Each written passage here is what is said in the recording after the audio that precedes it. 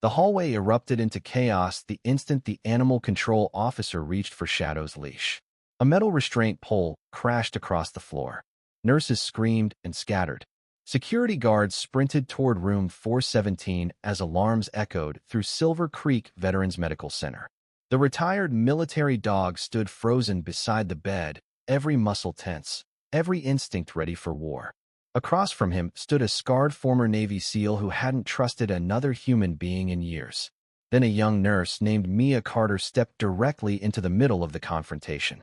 No backup, no weapon, no hesitation. The entire hallway held its breath. Because everyone knew what happened the last time someone tried to take Shadow away.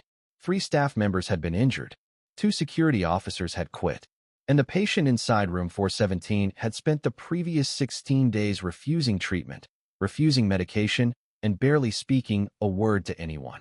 But what happened next made every person standing there question everything they believed about the dangerous veteran they had been taught to fear. The former SEAL slowly raised his head. His cold eyes locked onto Mia. A subtle movement of his fingers followed, and instantly, the combat-trained Belgian Malinois dropped into a perfect sit. The growling stopped. The barking stopped. The panic stopped. Silence swallowed the entire floor. Then Mia spoke 6 words that made the veteran's face completely change. Words nobody else had thought to say. Words connected to a secret military past hidden beneath layers of classified records.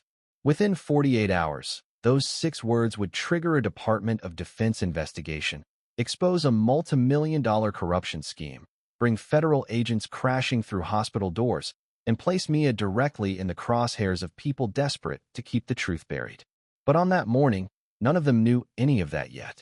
All they saw was a frightened young nurse standing between a retired Navy SEAL and the only friend he had left in the world. If you want to see how one nurse risked everything to protect a forgotten veteran and the military dog that saved his life, stay with me until the end. And before we begin, tell me in the comments where you're. A hard Montana wind moved through Bozeman that morning, cold enough to sting the skin, while low gray clouds pressed over the mountains like a warning. Mia Carter noticed the weather before she noticed the hospital. She always did. Weather had a way of telling the truth before people were brave enough to say it. Snow had not fallen yet, but the air carried that sharp metallic promise of it, the kind that made windows tremble and old bones complain. Silver Creek Veterans Medical Center stood at the edge of Bozeman like a fortress built from pale stone, glass, and secrets. Beyond the parking lot, the Bridger Mountains rose in solemn blue layers, beautiful from a distance, merciless up close. Mia sat in her aging silver Honda for a few extra seconds, both hands wrapped around the steering wheel, watching staff members hurry toward the entrance with collars raised and coffee cups clutched like holy relics. She was 28 years old, though most people guessed younger because of her small frame and soft face. She stood barely 5'4", with auburn brown hair usually twisted into a practical knot at the back of her head. Her skin was fair from too many night shifts and too little sun, and her green eyes carried a quiet alertness that made older patients trust her faster than doctors expected. Mia did not have the commanding presence of a veteran nurse. She did not bark orders.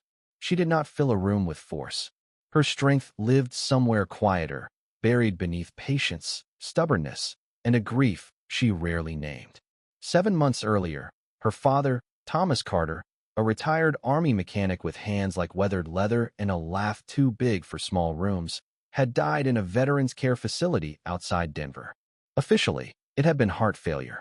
Unofficially, Mia had always wondered why his final phone call sounded so frightened. He had told her, "Some places don't hurt people with fists, sweetheart. They hurt them with paperwork." Then the line had gone quiet. By the time she arrived, he was gone. Since then, Mia had carried those words like a stone in her pocket. Heavy, small, impossible to ignore. Silver Creek had hired her after she left Denver General. She told herself it was a fresh start. New city, new hospital, new patients. Maybe a place where helping veterans would feel like honoring her father rather than chasing his ghost through locked doors. But after only 7 days, Mia had already learned that fresh starts sometimes wore old masks. Inside the hospital, the lobby smelled of floor wax, burnt coffee, and the faint bitterness of antiseptic. A bronze eagle stood near the reception desk, wings spread over a plaque reading, honoring those who served. Mia paused before it the first morning she arrived. By the 8th morning, the eagle seemed less like a symbol and more like a guard placed there to distract visitors from what happened upstairs. Mia Carter? The voice came from behind her just as she stepped out of the elevator on the 4th floor. Mia turned and saw a woman in navy scrubs standing beside a medication cart, thick arms folded across her chest. Her name badge read Denise Mallory, RN. Denise was in her late 40s, with a square face, graying blonde hair cut bluntly at her jaw, and the hard, practical eyes of someone who had spent years seeing too much and receiving too little thanks. She was not cruel in the careless way some people were. Her cruelty had been trained into efficiency. Every word sounded like it had survived budget cuts, understaffed shifts, and administrators who smiled during disasters. "That's me," Mia said. Denise looked her up and down. "You're smaller than I expected. I get that a lot. This floor eats small people." Mia gave a faint smile. "Does it prefer them with ketchup or mustard?" Denise blinked, then snorted despite herself. "Cute.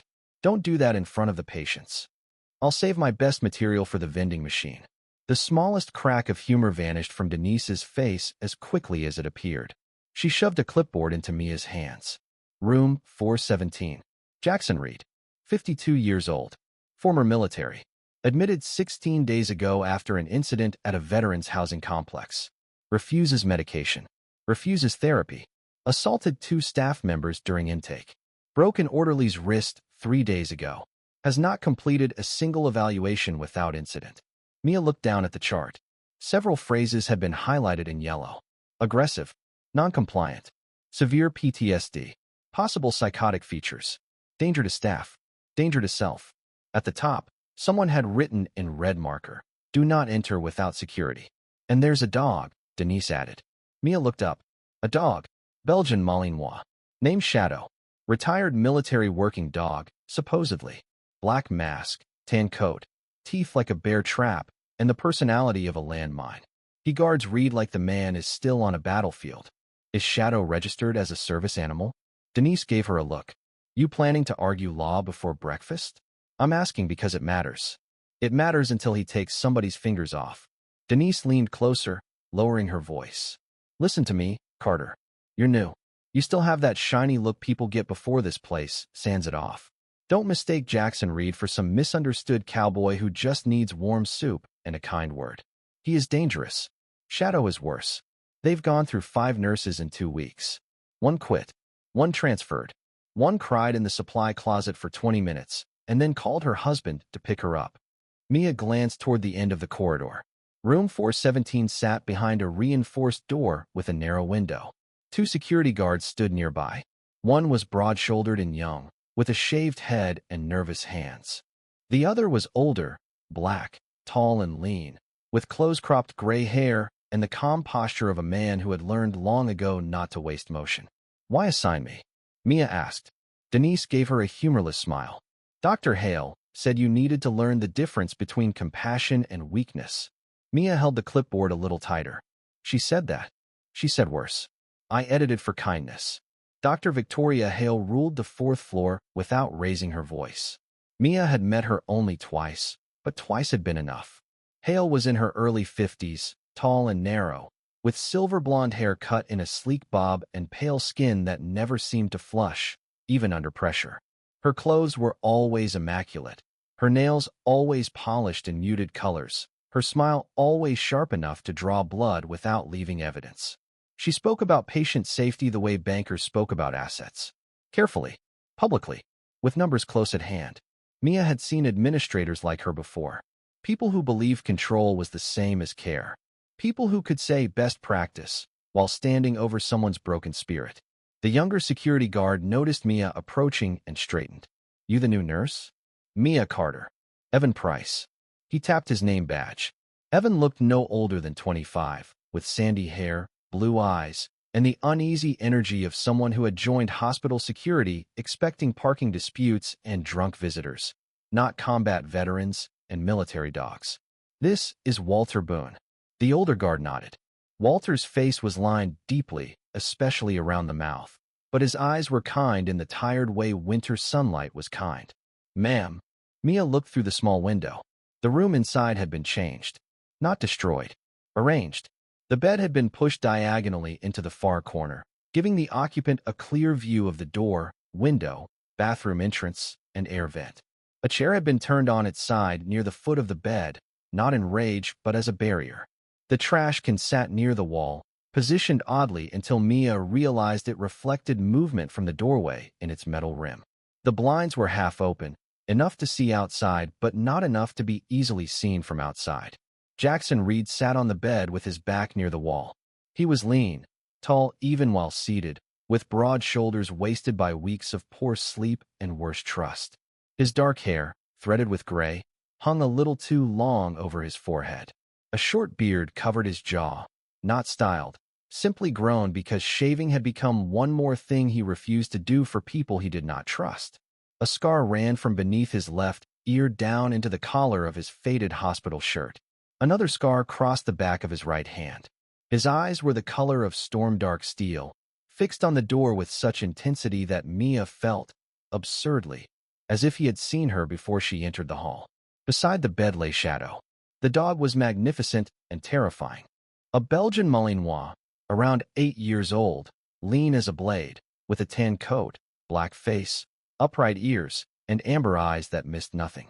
His body rested low to the floor, but there was no relaxation in him. His paws were planted.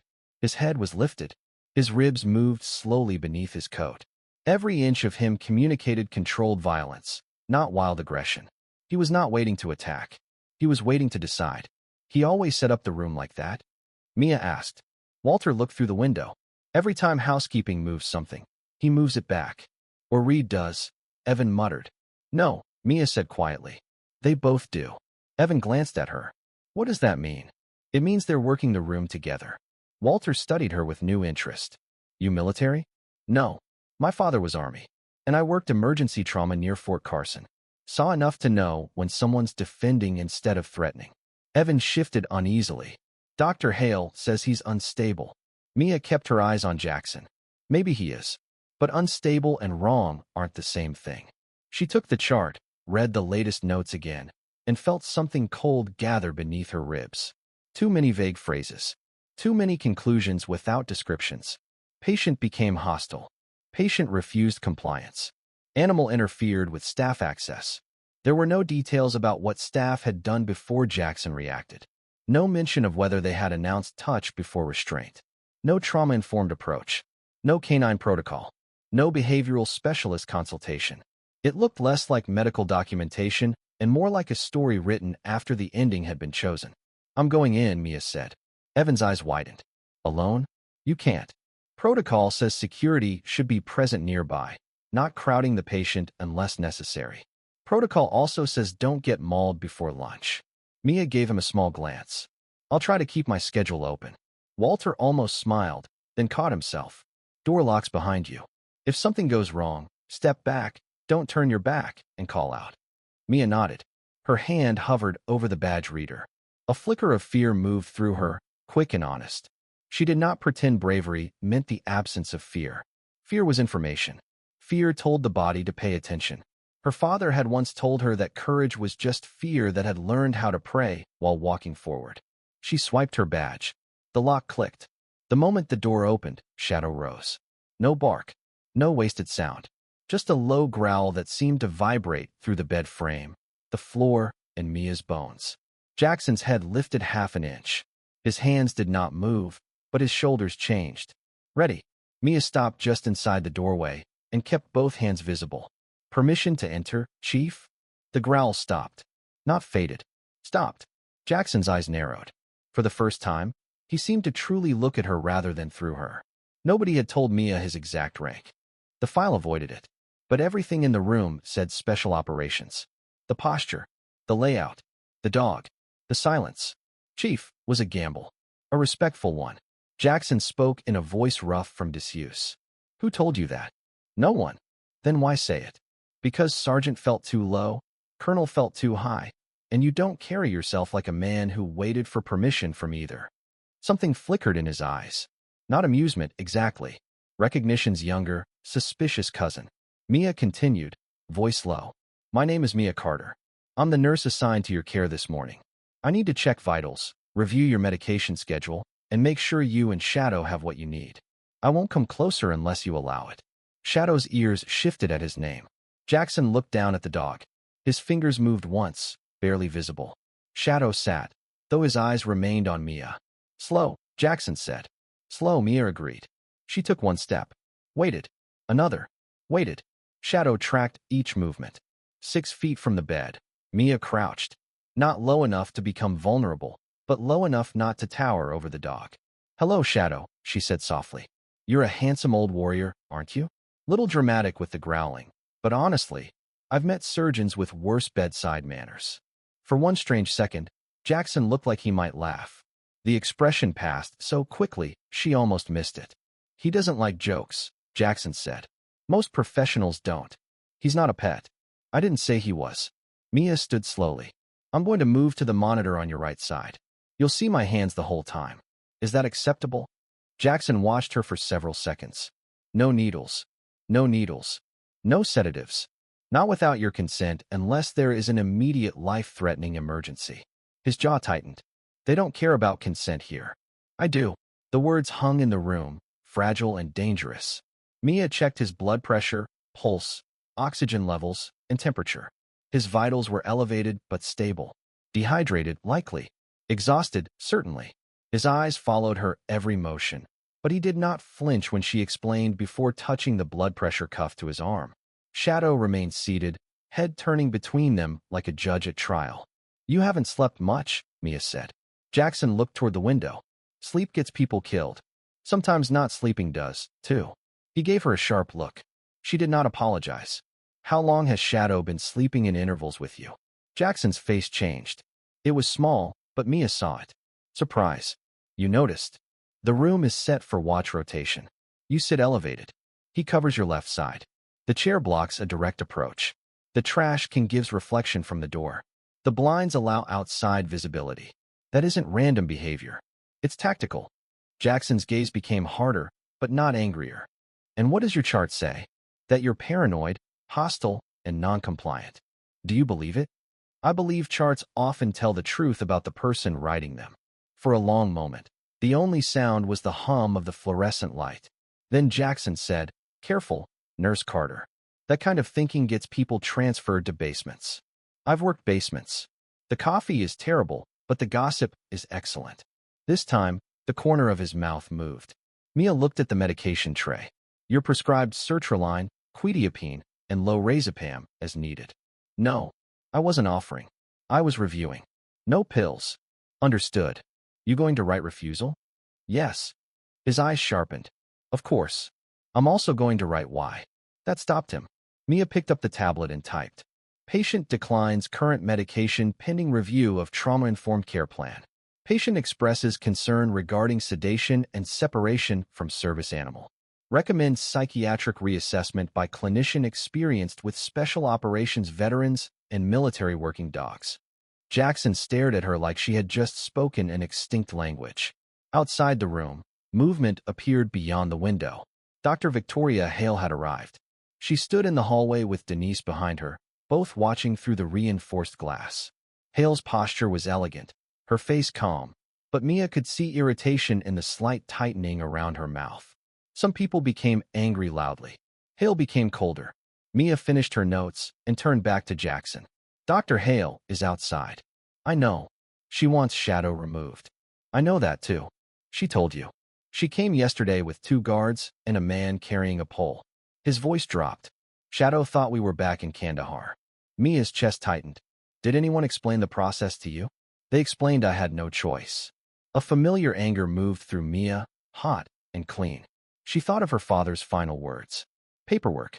People could do terrible things with calm voices and official forms. "Nobody is taking Shadow while I'm in this room," Mia said. Jackson looked at her with open disbelief. "You can't promise that." "No. I can promise what I will and won't do. I won't help them separate you by force." "Why?" The question was not soft. It was suspicious. A man like Jackson Reed had probably learned that kindness often arrived carrying a hook. Mia looked at Shadow, then back at him. "Because he is not the problem. And I'm not convinced you are either." She left before either of them could answer. The hallway felt colder than the room. Dr. Hale waited 3 steps away. Up close, the director looked even more polished than usual. Her pale blue eyes moved from Mia's face to the tablet in her hands. Hale wore a cream blazer over a dark dress, a thin gold chain at her throat, and an expression that suggested disappointment had been scheduled into her morning. "Nurse Carter," she said. "My office." Denise looked away as Mia passed. Walter watched silently. Evan swallowed hard. Hale's office sat behind 2 locked doors near the nurse's station. Unlike the patient rooms, it had a wide window facing the mountains. A framed diploma from Stanford hung behind her desk. Another frame displayed a hospital leadership award. On a shelf sat a small sculpture of hands holding a heart. The symbolism was so aggressive Mia almost laughed. Hale closed the door. "What do you think you're doing?" "My job." That answer is popular among employees who don't understand hierarchy. Mia kept her posture straight. Jackson Reed is not presenting as psychotic. He is hypervigilant, sleep-deprived, and responding to perceived threats based on combat conditioning. Shadow appears to be performing trained protective behavior, not random aggression. Hale stared at her. "You reached that conclusion after one visit?" "I reached enough concern to request reassessment. You have been employed here for 8 days. I learned to count symptoms before I learned to count seniority." Hale's smile vanished. "Do not mistake cleverness for competence." Mia said nothing. Hale walked behind her desk and opened a folder. "Mr. Reed has injured staff members. His dog has interfered with care. We have obligations to every employee and patient on this floor. Shadow will be transferred tomorrow morning to an approved animal facility for behavioral evaluation. Removing him by force may trigger a severe crisis. Then Mr. Reed will be medicated beforehand." Mia felt the room tilt slightly. Against his will? If clinically appropriate. It isn't. Hale looked up slowly. "Excuse me. Sedating a veteran to remove his service dog without proper military or legal consultation is not clinically appropriate. It's dangerous. You are not his physician." "No. I'm the nurse who just stood in the room with him while everyone else watched through glass." Hale's eyes hardened. "Your compassion is becoming a liability. My concern is patient safety. So is mine. The difference is I'm responsible for the entire unit, not one man and his dog." Hale closed the folder. "You will document vitals, medication refusal, and behavior. You will not challenge the removal order. You will not interfere with security. You will not encourage Mr. Reed's delusions of persecution. He may not be delusional. He believes staff are conspiring against him." "Are they?" The silence after that was so sharp it seemed to cut the air in half. Hale leaned forward. "Let me give you advice, Mia. This hospital gives young nurses opportunities. It also learns quickly which ones are not suited for complex environments. If you want a future here, stop trying to become a hero." Mia thought of her father. She thought of room 417. She thought of Shadow sitting at attention because one nearly invisible movement from Jackson's hand had told him to stand down. That was not chaos. That was discipline wounded by fear. "I didn't come here to be a hero," Mia said.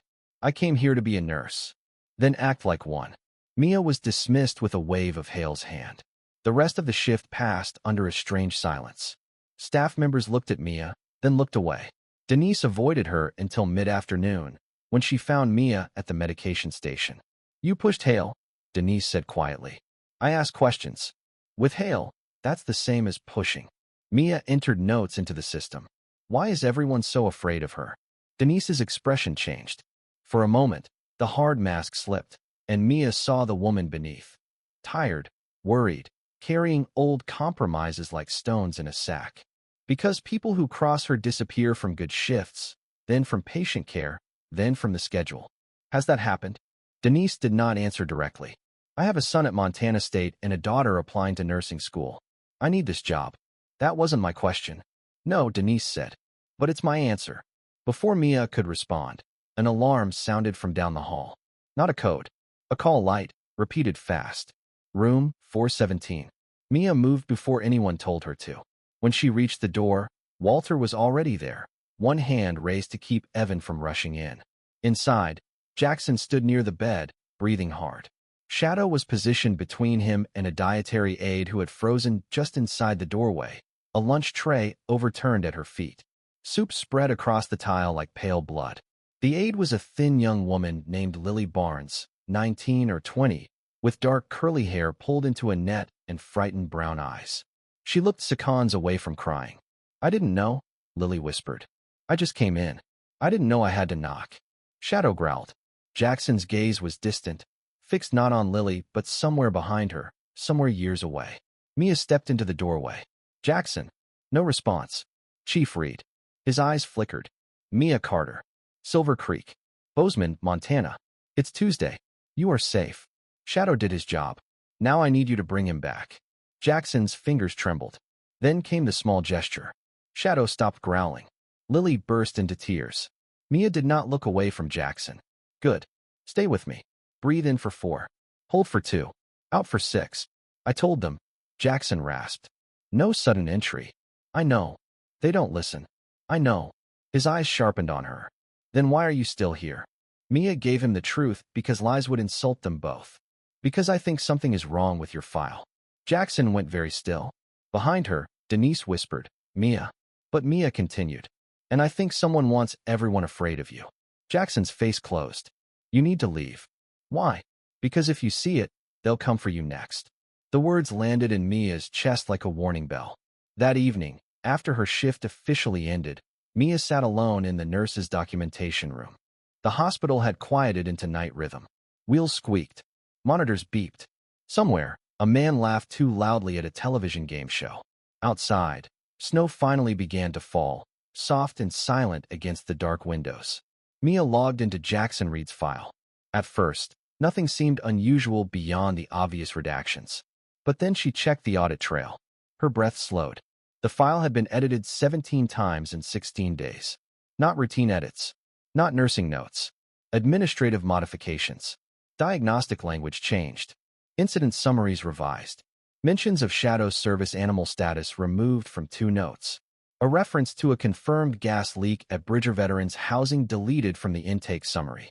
Another line had been changed from "patient attempted to warn staff of environmental hazard" to "patient displayed paranoid fixation regarding imagined gas exposure." Mia stared at the screen. Her father's voice returned so clearly, she almost turned around. "Some places don't hurt people with fists, sweetheart. They hurt them with paperwork." She clicked deeper. One name appeared again and again in the modification history. V. Hale. Mia sat back, pulse thudding in her ears. Outside the small room, footsteps passed, then stopped. The handle turned once. Locked. Mia closed the file, but not before taking one screenshot. The handle turned again, slower this time. Then a voice spoke from the other side of the door. "Mia Carter?" It was Dr. Victoria Hale. And in that moment, Mia understood that room 417 had never been the real danger. The real danger wore polished shoes, carried a hospital badge, and knew exactly how to bury the truth before anyone realized it had died. Mia Carter did not answer Dr. Victoria Hale immediately. Her hand stayed frozen above the keyboard, the screenshot already saved, the audit trail still burning in her mind like a match struck in a dark church. On the other side of the locked documentation room door, Hale waited with the patience of a spider. "Mia Carter?" the director repeated, her voice smooth enough to be mistaken for concern by anyone who had never heard power disguising itself as politeness. Mia closed Jackson Reed's file, opened a routine supply report, and forced her breathing to slow. "Just finishing documentation," she called. "It's after hours," Hale said. "Documentation can wait until morning." Mia stood, slipped her phone into the pocket of her scrub pants, and opened the door. Hale stood in the hallway under the pale fluorescent lights, tall and elegant in her cream blazer, her silver blonde bob perfectly curved beneath her chin. Nothing about her looked hurried. Nothing about her looked afraid. That made Mia more afraid. Behind Hale stood a man Mia had not seen before. He was heavy-set, perhaps in his late 50s, with a shaved head, a thick neck, and a gray mustache trimmed so sharply it looked drawn on with a ruler. His badge read Carl Brenner, Facilities Supervisor. His small eyes moved past Mia into the documentation room, not curious, but searching. "Nurse Carter," Hale said, "why are you accessing administrative audit logs?" Mia kept her face blank.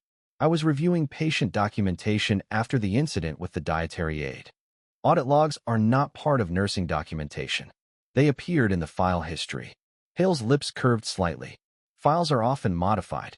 Corrections are normal in complex cases. Carl Brenner shifted his weight. He smelled faintly of tobacco smoke and machine oil. His right hand was scarred across the knuckles.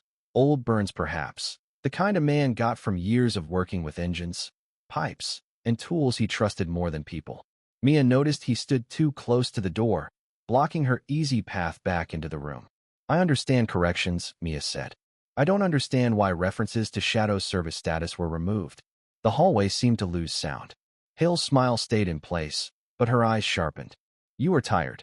New nurses often misunderstand what they read after a stressful shift. Maybe. Go home, Mia. Hale stepped aside at last. Get some rest. Tomorrow will be demanding. Mia walked past them with her pulse beating in her throat. She did not run. Running told predators they had chosen well. At the elevator, she looked back once. Hale was still watching her. Carl Brenner had entered the documentation room. Mia did not sleep that night. She sat in her small rented apartment above a bakery on East Main Street, still wearing her scrubs, while snow scratched softly against the window like a warning written by tiny white fingers. The apartment was narrow and old, with creaking floorboards, a radiator that hissed like an irritated cat, and one framed photograph on the kitchen counter. Mia at 20, standing between her father Thomas and her mother Elena at a summer barbecue in Colorado. Elena Carter had died of ovarian cancer when Mia was 17, a soft-spoken school librarian with warm brown skin, gentle hands, and a habit of humming hymns when she cooked. Thomas had raised Mia afterward with clumsy tenderness, burning pancakes on Saturdays, forgetting dentist appointments, and teaching her how to change a tire because, in his words, angels are real, but tow trucks charge by the mile. Mia smiled whenever she remembered that line. Then the smile faded. Her father had trusted veteran systems until the systems swallowed him. Jackson Reed had trusted no one, and perhaps that was why he was still alive. By 4:30 in the morning, Mia had built a timeline in a spiral notebook. 16 days at Silver Creek. 17 file edits. 3 removed references to Shadow. 1 deleted note about a gas leak. 1 altered diagnosis. 1 director whose name appeared again and again. At 5:15, she searched local public safety reports from Gallatin County. At first, nothing appeared under Jackson Reed. Nothing under Silver Creek. Nothing under psychiatric transfer. Then she searched Bridger Veterans Housing Environmental Hazard, gas leak, evacuation, March. A small article from a local community site appeared on page 4, nearly buried beneath advertisements. The headline was dull enough to be invisible. Minor maintenance incident reported at Bridger Veterans Housing. Mia clicked it. The article said residents were briefly evacuated after a suspected furnace malfunction. Officials found elevated carbon monoxide levels in the basement laundry area. No injuries were reported. The facility manager stated the alarm was caused by an overreaction from a resident later transported for medical evaluation. Mia read that sentence 3 times. Overreaction. Transported. Medical evaluation. It did not say Jackson's name. It did not mention Shadow. But it was there. The bones of his story. Shadow had smelled danger. Jackson had warned them. The system had called the warning madness. At Silver Creek the next morning, the atmosphere had changed. People watched Mia differently now. Not openly. Hospitals were kingdoms of quiet observation. A turned shoulder. A pause in conversation. A chart closed too quickly. As Mia walked toward the 4th-floor nurse's station, Denise Mallory looked up from the medication card and gave her a warning glance.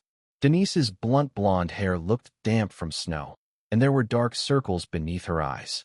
For the first time, she seemed less like a gatekeeper and more like a woman guarding a bridge she knew was already burning. Hale wants you off 417 today, Denise said under her breath. She assigned you general rounds. Who has Jackson? Nurse Paulson. Denise nodded toward a thin, nervous man in green scrubs trying to arrange pill cups with shaking fingers. Greg Paulson was in his mid-30s, tall but stooped, with thinning brown hair, a patchy beard, and the soft, defeated posture of someone who apologized before being accused. He's not ready for Jackson, Mia said. Nobody is ready for Jackson, Denise replied. That's the point. Denise, I need to ask you something. No, you don't. Did you know his file was changed? Denise's hand froze on a medication drawer. Keep your voice down. So you did. Denise turned, her face tight. I know files get cleaned up before reviews. I know words get softened when legal asks questions. I know some things disappear because administrators decide they create liability. That is not the same as me knowing anything criminal. A confirmed carbon monoxide leak was deleted from his intake history. Denise looked away. I told you yesterday. I have kids. And Jackson has no one. Denise flinched as if Mia had slapped her. For a moment, anger flashed in her eyes, but beneath it was shame, old and tired. You think I don't know that? She whispered. You think I don't hear them at night?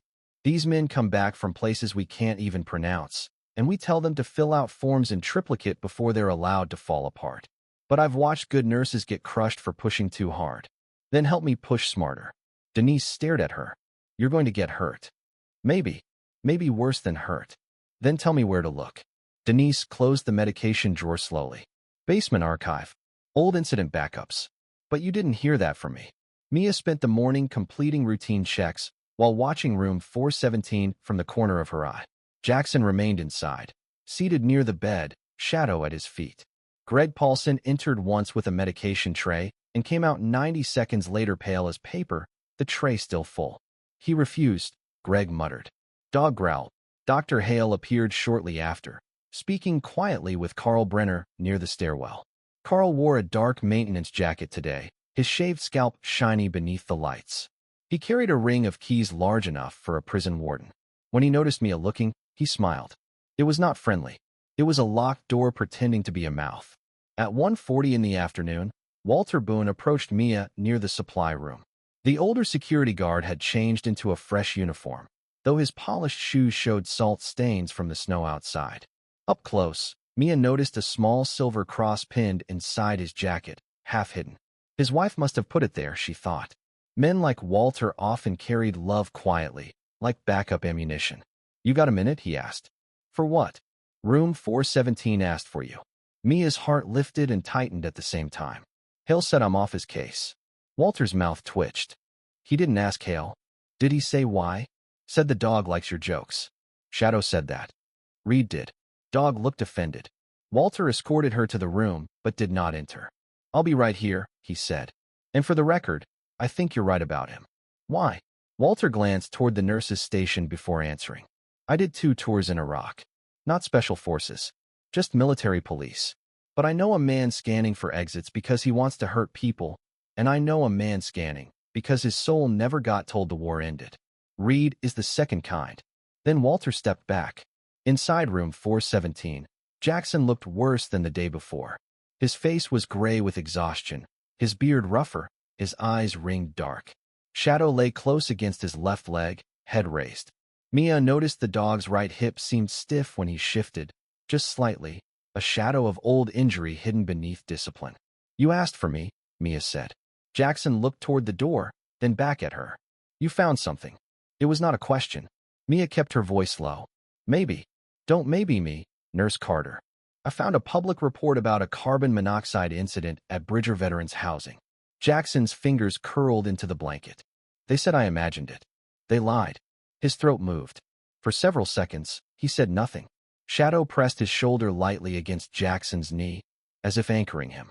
Mia understood then that loyalty was not always loud. Sometimes it was 80 pounds of muscle leaning into one broken man and saying, stay. Tell me what happened, Mia said. Jackson stared at the floor. Shadow woke me before dawn. He was pacing, not alerting like a noise outside. Different. Low whining. Nose at the vent. I smell nothing. Carbon monoxide doesn't smell, but he knew something was wrong. We went into the hall. 2 old guys were already dizzy. One woman was confused, trying to open a closet like it was an exit. I pulled the alarm. Staff came. Facility manager said I was unstable. Said I was triggering residents. Shadow tried to block him from sending people back downstairs. And then, police. EMS. Restraints. His voice turned flat. I kept telling them to check the basement. They said I was fixated. Shadow broke away from an officer and ran to the laundry room door. That's when the fire department finally checked. They found elevated levels. Jackson looked up sharply. How do you know? Public report. A bitter laugh left him. Public report. They buried it where no one would look. Why bring you here? Because I embarrassed them. No, Mia said. That's not enough. Jackson's eyes narrowed. What do you mean?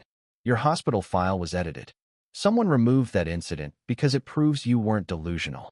That's more than embarrassment. That's motive. Jackson watched her for a long time. My operational file is sealed. Yes. Someone tried to access it? Mia hesitated. I don't know yet. His face hardened. If someone is digging into my past, this isn't just about one gas leak. Then help me understand. Jackson looked at Shadow. The dog's ears moved, listening to sounds beyond the room. Then Jackson spoke, each word chosen like it cost him something. I was attached to a unit that officially did not exist. We moved through Syria, Yemen, Iraq, places that become ghosts on maps after the briefings end. Shadow was trained for explosives, tracking, and close protection. He found pressure plates under roads. He found wires hidden in goat carcasses. He found a child wearing a vest before any of us saw the trigger man. His voice thinned. He saved more lives than most officers I knew. He saved mine 4 times. Mia did not interrupt. Jackson's eyes were no longer in the hospital room. They had gone to some desert place where sunlight burned white, and every doorway held a possible ending. Last deployment went bad. We walked into a compound that was supposed to be empty. It wasn't. Blast took my hearing on the left side. Shrapnel got Shadow's hip. 2 men didn't come home. He swallowed. After discharge, people wanted me normal. They say that word like it's a gift. Normal. Like you can drag a man out of hell and expect him to enjoy barbecues. Mia felt the ache in his words. My father used to say the hardest part of coming home was pretending home had waited unchanged. Jackson looked at her differently. Your father served? Army mechanic. He died in a veterans facility. Neglect. The question was too precise. Mia's throat tightened. I don't know. But you suspect. Every day. Jackson nodded slowly. Then you already know what these places can do when nobody is watching. Shadow suddenly stood. His body stiffened, ears forward. Jackson's head turned toward the vent. Mia followed his gaze. A faint chemical smell drifted through the room, sharp and sweet, gone almost as soon as she noticed it. Do you smell that? Mia asked. Jackson's eyes flashed. Shadow does. Before Mia could move, the overhead speaker crackled. Attention 4th floor staff. Temporary ventilation maintenance is being conducted. Please remain in assigned areas. Mia stepped toward the door. Through the window, she saw Carl Brenner walking past with a maintenance cart. On the lower shelf sat a gray canister with no visible label. Mia opened the door. Mr. Brenner. Carl stopped slowly. Problem, nurse? What maintenance is being done? Filter treatment. His tone was bored. Routine. Why wasn't staff notified earlier? Ask administration. Shadow appeared behind Mia with a low growl, and Carl's expression changed, just for a second. Fear. Not of the dog alone. Of being recognized. Jackson's voice came from inside the room, cold and deadly calm. That man was at Bridger Housing. Carl's jaw tightened. Never seen you before in my life. Jackson took 1 step forward. Basement laundry room. Blue jacket. You told them I was crazy. Carl's face reddened. You need to control your patient, Nurse Carter. He's not confused, Mia said. Carl leaned closer, lowering his voice so only she could hear. You should learn when to stop opening doors. Then he pushed the maintenance cart down the hall. Mia returned to the room, pulse racing. Jackson, are you sure? Yes. Why would the same facility's supervisor from Bridger be working here? Because whoever buried that report needed someone on both ends. Mia looked at Shadow, who still stared at the hallway. The dog was not growling now. He was memorizing. I need proof, Mia said. Jackson's face darkened. Proof gets people killed. So does silence. At 4:15, Mia found Olivia Grant in the stairwell. Olivia was a night shift nurse in her early 30s, tall and slender, with deep brown skin, short natural curls, and eyes that always seemed to be measuring exits. She wore purple scrubs beneath an oversized cardigan, and a tiny gold music note necklace rested at her throat. Mia had seen her twice before, always moving quickly, always avoiding conversations that lasted too long. There was a carefulness to Olivia, not cowardice, but survival. Some people learn caution from books. Olivia had learned it from consequences. Denise said you might know about old incident backups, Mia said. Olivia went still. Denise talks too much. Only when someone gives her no choice. Olivia looked down the stairwell, then up. You're the one who went into Reed's room. Yes. And now you're asking questions. Yes. You should stop. Everyone keeps saying that. Because everyone likes breathing. Olivia's mouth twisted without humor. Listen, Mia. I had a patient last winter. Veteran. Marine. Name was Caleb Ortiz. Sweet man, big shoulders, tattoos, cried when his daughter sent drawings. They labeled him combative after he refused meds that made him hallucinate. 2 days later, he transferred to a partner facility in Idaho. Except his sister called 3 weeks later asking why he never arrived. Mia felt cold. What happened? The system showed discharge complete. Transport documented. Receiving facility had no record. When I asked questions, Hale told me I was confusing cases. Did you report it? Olivia's eyes hardened. To who? The same people signing the transfers. She reached into her cardigan pocket and pulled out a folded sticky note. Basement archive door code changed last month. Old code still works on the side entrance because maintenance forgot to update the panel. 6-1-4-9. Mia took the note. Why help me now? Olivia looked away. Because Caleb Ortiz had a laugh like my brother. And because I'm tired of seeing ghosts in empty beds. By evening, snow had thickened against the hospital windows, turning Bozeman into a blurred white world. Mia waited until shift change, when hallways became confused with arriving staff, departing staff, and the ordinary chaos of tired people trying to escape. She changed into her coat, but stayed inside, taking the back stairwell down to the basement. The air grew colder with every step. The basement smelled of old paper, dust, damp concrete, and something electrical overheating far away. Pipes ran across the ceiling like iron roots. At the side archive door, Mia entered 6-1-4-9. The keypad blinked green. The lock clicked.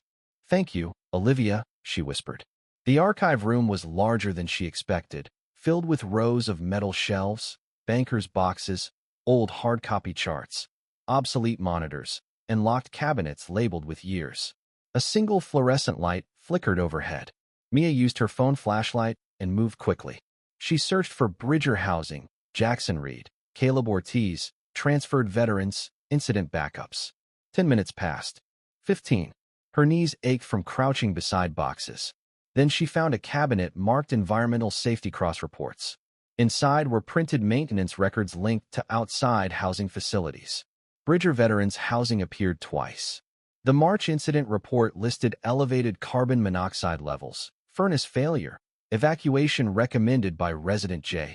Reed, and canine alert before alarm activation. Mia photographed every page. A sound came from the hallway. Metal wheels. A cart. Mia turned off her flashlight and crouched behind a shelf. Through the gap between boxes, she saw light spill under the archive door. Someone entered. Carl Brenner pushed his maintenance cart inside, humming softly. He moved with unsettling calm toward the far wall, opened an electrical panel, and removed something from the cart, a small black device with wires. Mia's heart began to pound so hard she feared he would hear it. Carl attached the device near the panel, then took out a metal lighter. He flicked it once, twice. Flame bloomed blue-orange in the dark. Then his phone rang. Carl answered in a whisper. Yeah. She was sniffing around. I'm handling it tonight. A pause. No, the backups won't survive water and heat. Hale said clean means clean. Mia's blood turned to ice. Carl left the room, but the device remained. Mia waited 3 seconds, then ran to the electrical panel. The black device had a timer. For minutes and 12 seconds. She did not know whether it was meant to spark, smoke, or explode, and she did not care. On the shelf beside the panel sat several external hard drives in a plastic evidence style, bin labeled Legacy Patient Index Backups. Mia grabbed the bin. A sharp beep came from the device. The smell of burning plastic curled into the air. No, no, no, Mia whispered. She ran toward the door as smoke thickened behind her. The archive alarm shrieked just as she reached the hallway. Overhead sprinklers burst open, cold water slamming down. Behind her, a flash lit the archive room, followed by a heavy electrical pop. The lights died. Mia clutched the bin against her chest and ran into the dark, soaked, coughing, while somewhere above her the hospital fire alarm began to wail like judgment. The fire alarm screamed through Silver Creek Veterans Medical Center like a wounded animal. Red emergency lights flashed across the basement corridor, painting the concrete walls in pulses of crimson. Water poured from ruptured sprinkler heads overhead, drenching the floor and turning the hallway into a river of cold reflections. Mia Carter clutched the plastic evidence bin against her chest and ran. Every breath tasted like smoke. Every step echoed through the underground level. Behind her, somewhere inside the archive room, electrical transformers exploded with sharp cracks that sounded disturbingly similar to gunfire. For one terrible second, Mia was no longer in a Montana hospital. She was 17 years old again, standing beside her mother's hospital bed, listening to machines fail one after another as doctors rushed through a doorway. Fear had a way of recycling itself. The emergency exit door burst open ahead of her. Two maintenance workers came running around the corner. The younger man was stocky, dark-haired, and probably no older than 23. His name tag read Trevor Mills. He looked terrified. The older worker beside him was a tall Native American man named Ben Running Wolf, probably in his early 60s, with silver braids hanging down both sides of his weathered face. Ben had spent decades working maintenance jobs across Montana and carried himself with the calm dignity of someone who had survived harder things than faulty wiring. "What happened?" Trevor shouted. "Archive room," Mia yelled. "Electrical fire?" Mia hesitated. Carl Brenner's voice echoed inside her head. "Clean means clean." She looked at the evidence bin. "Not yet. Not here." "I think so," she answered. Ben immediately grabbed a fire extinguisher from the wall. Trevor sprinted toward the emergency phone station. Within seconds, the basement descended into organized chaos. Nurses flooded stairwells. Security teams spread through the building. Fire suppression systems activated floor by floor. Mia slipped into the crowd and carried the evidence bin toward a storage alcove near radiology. Only when she reached safety did she finally look inside. 6 external hard drives. 3 backup cartridges. Several sealed archive folders. Water dripped from her hair onto the plastic lid. Her hands shook. Not from fear. From realization. Someone had just tried to destroy evidence. Not paper. Evidence. The difference mattered. Very few people committed arson to hide ordinary mistakes. Hours later, the fire department declared the basement fire contained. Official cause, electrical malfunction. Unofficially, Mia knew better. The problem was proving it. By 9 o'clock that evening, Silver Creek felt like a different hospital. Uniformed investigators moved through hallways. Maintenance teams inspected wiring. Administrators whispered behind closed doors. Dr. Victoria Hale appeared surprisingly calm. Too calm. When Mia saw her speaking with the fire marshal near the main nurses' station, Hale looked composed enough to be attending a fundraiser rather than standing a few floors above a suspicious fire. That bothered Mia more than panic would have. People acted strangely when disasters happened. Some cried. Some froze. Some became angry. But only people who expected disasters remained perfectly calm. At 10:15, Mia finally returned to room 417. Jackson Reed sat exactly where she expected. Same bed.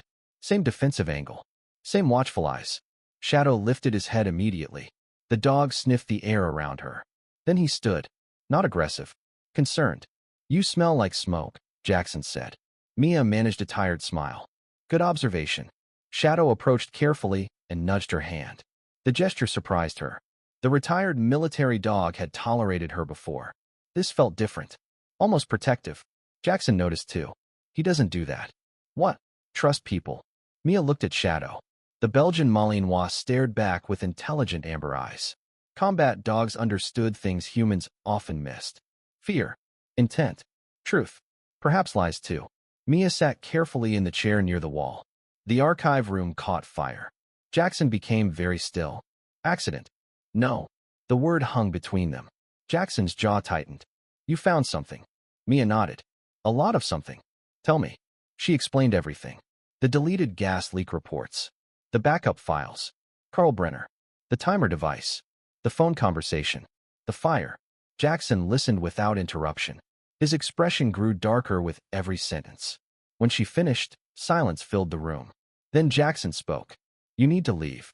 Mia blinked. What? You need to quit. She almost laughed. That's your solution? I'm serious. So am I. Jackson leaned forward. The scars along his neck seemed deeper beneath the fluorescent lights. People don't destroy evidence because they're embarrassed. I know. They destroy evidence because prison is worse. I know. People who are afraid of prison become dangerous. Mia folded her arms. So do people who keep quiet. For a moment, Jackson looked almost angry. Then something else appeared beneath the anger. Respect. Reluctant. Unwanted. Real. You remind me of someone. Who? My sister. Mia waited. Jackson rarely volunteered personal information. The fact that he offered any at all mattered. Her name was Lauren. His voice softened. 2 years younger than me. Blonde hair. Loud laugh. Thought rules were suggestions. A faint smile touched his face. She once punched a county commissioner because he called our father a coward. Mia raised an eyebrow. Sounds charming. She was. The smile disappeared. Drunk driver killed her when she was 26. The room fell quiet. I'm sorry, Mia said. Jackson nodded. So was I. Shadow rested his head against Jackson's leg. The gesture carried years of shared grief. Lauren never knew when to stop digging. Jackson looked directly at Mia. That's why I'm worried. Mia understood. Not because Jackson thought she was weak. Because he had already watched one stubborn person die. The next morning brought another surprise. Olivia Grant arrived early. Very early. Before sunrise. Before most staff. She found Mia in the hospital cafeteria. The younger nurse looked exhausted. Her normally neat curls were disheveled. Dark circles framed her eyes. She carried a manila envelope. You need to see this. Mia opened the envelope. Inside were photocopies, patient transfers, billing records, insurance claims. At first they seemed unrelated. Then patterns emerged. Dozens of veterans. Repeated diagnoses. Repeated treatment codes. Repeated transfer destinations. And many names that later vanished. Where did you get these? Mia asked. Olivia swallowed. My ex-husband. What? He worked hospital accounting. Mia stared. Olivia looked embarrassed. He copied files before our divorce. Why? Because he thought something was wrong. Olivia's expression darkened. He drank himself to death before he figured out what. Mia looked back at the documents. Millions of dollars. Repeated federal reimbursements. Duplicate billing patterns. Suspicious treatment extensions. What does this mean? Olivia lowered her voice. I think they're manufacturing diagnoses. The words felt enormous. You're saying healthy veterans are being classified as psychiatric patients? I'm saying somebody is making a fortune from keeping people sick. Neither woman noticed Denise Mallory standing near the cafeteria entrance. Not until she spoke. You two are about 3 months behind. Both women spun around. Denise walked over carrying black coffee. For the first time since Mia met her, the older nurse looked less afraid than angry. Pure angry. How long have you known? Mia asked. Denise laughed bitterly. Long enough. Then why stay silent? Denise slammed her coffee onto the table. The impact startled nearby staff. Because every time somebody talks, they disappear. The cafeteria grew quieter. Not silent, but quieter. Enough for truth. My friend Rebecca Torres reported patient manipulation 2 years ago. Denise's voice trembled. 3 weeks later, she was accused of narcotics theft. Olivia looked down. I remember. She lost her license. Denise nodded. Never worked in healthcare again. The older nurse stared at Mia. You think you're the first person who noticed? Nobody answered. Because nobody could. The truth hurt. Then Denise reached into her pocket. She removed a folded note and slid it across the table. Mia unfolded it. One name. Just one. Nathan Brooks. What is this? Mia asked. Denise looked around carefully. Room 521. Who's Nathan Brooks? A patient. Olivia frowned. I've never heard that name. You weren't supposed to. Denise lowered her voice further. He arrived 3 weeks ago. What about him? Denise's eyes hardened. He's not in the system. The world seemed to stop. What? He's physically here. Denise nodded. I've seen him. But there are no records. Exactly. Mia felt cold. Patients didn't simply exist without records. Not in modern hospitals. Not accidentally. Not ever. Unless somebody wanted them invisible. That afternoon, Mia found an excuse to visit the 5th floor. Room 521 sat at the end of a quiet hallway rarely used by visitors. The door remained closed. No patient name appeared outside. No chart holder. No information. Nothing. Just a number. A security camera watched the hallway. Another watched the elevator. A third watched the stairwell. Too much security. Far too much. As Mia approached, she heard something. A voice. Male. Weak. Speaking through the door. Then another voice. Sharply authoritative. Dr. Victoria Hale. Mia froze. She couldn't hear every word. Only fragments. Continue treatment. No outside contact. Evaluation remains active. Then silence. A moment later, the door opened. Mia stepped behind a supply cart. Victoria Hale exited room 521 carrying a tablet. Carl Brenner followed behind her. The two exchanged a glance. Not professional. Not friendly. Conspiratorial. When they disappeared around the corner, Mia waited another minute. Then approached the door. Locked. Of course. But through the narrow observation window, she finally saw the patient. Nathan Brooks. A man perhaps 60 years old. Thin. Gray-haired. Bearded. Wearing hospital clothing. He sat alone near the window. Staring outside. Not restrained. Not violent. Not unstable. Just tired. Very tired. Then something happened. Nathan looked toward the door. Toward Mia. And his eyes widened. The man slowly stood. His mouth opened. Then he mouthed 3 words through the glass. Help me, please. Mia's stomach dropped. Not because of the words. Because of the fear behind them. She had seen that fear before. In abused patients. In neglected patients. In people nobody believed. The same fear she had seen in her father's final photograph. That evening, Mia returned to room 417. Jackson listened carefully as she described Nathan Brooks. The former operator's expression changed immediately. You sure that was the name? Yes. Jackson stared at the wall. Shadow lifted his head. Nathan Brooks. You know him? Jackson nodded slowly. Not personally. Then, Jackson looked directly at her. Nathan Brooks testified before Congress 6 years ago. Mia blinked. What? He exposed fraud involving veteran disability programs. The room suddenly felt smaller. Jackson continued. A lot of powerful people lost money because of him. Why would he be here? I don't know. His eyes narrowed. But if Nathan Brooks is being hidden inside Silver Creek, he didn't finish. He didn't need to. Because both of them understood the implication. The corruption was bigger than either of them imagined. Far bigger. And somewhere inside the hospital, people were willing to start fires to protect it. Outside the window, snow continued falling over Bozeman. Inside Silver Creek Veterans Medical Center, secrets were beginning to burn. And for the first time, Mia realized she was no longer investigating a damaged patient. She was uncovering something much closer to an organized conspiracy. Something that had already swallowed veterans, destroyed careers, erased records, and now knew her name. The chapter ended with Mia sitting beside Jackson and Shadow in room 417, staring at the copied records spread across the bed while a winter storm raged outside.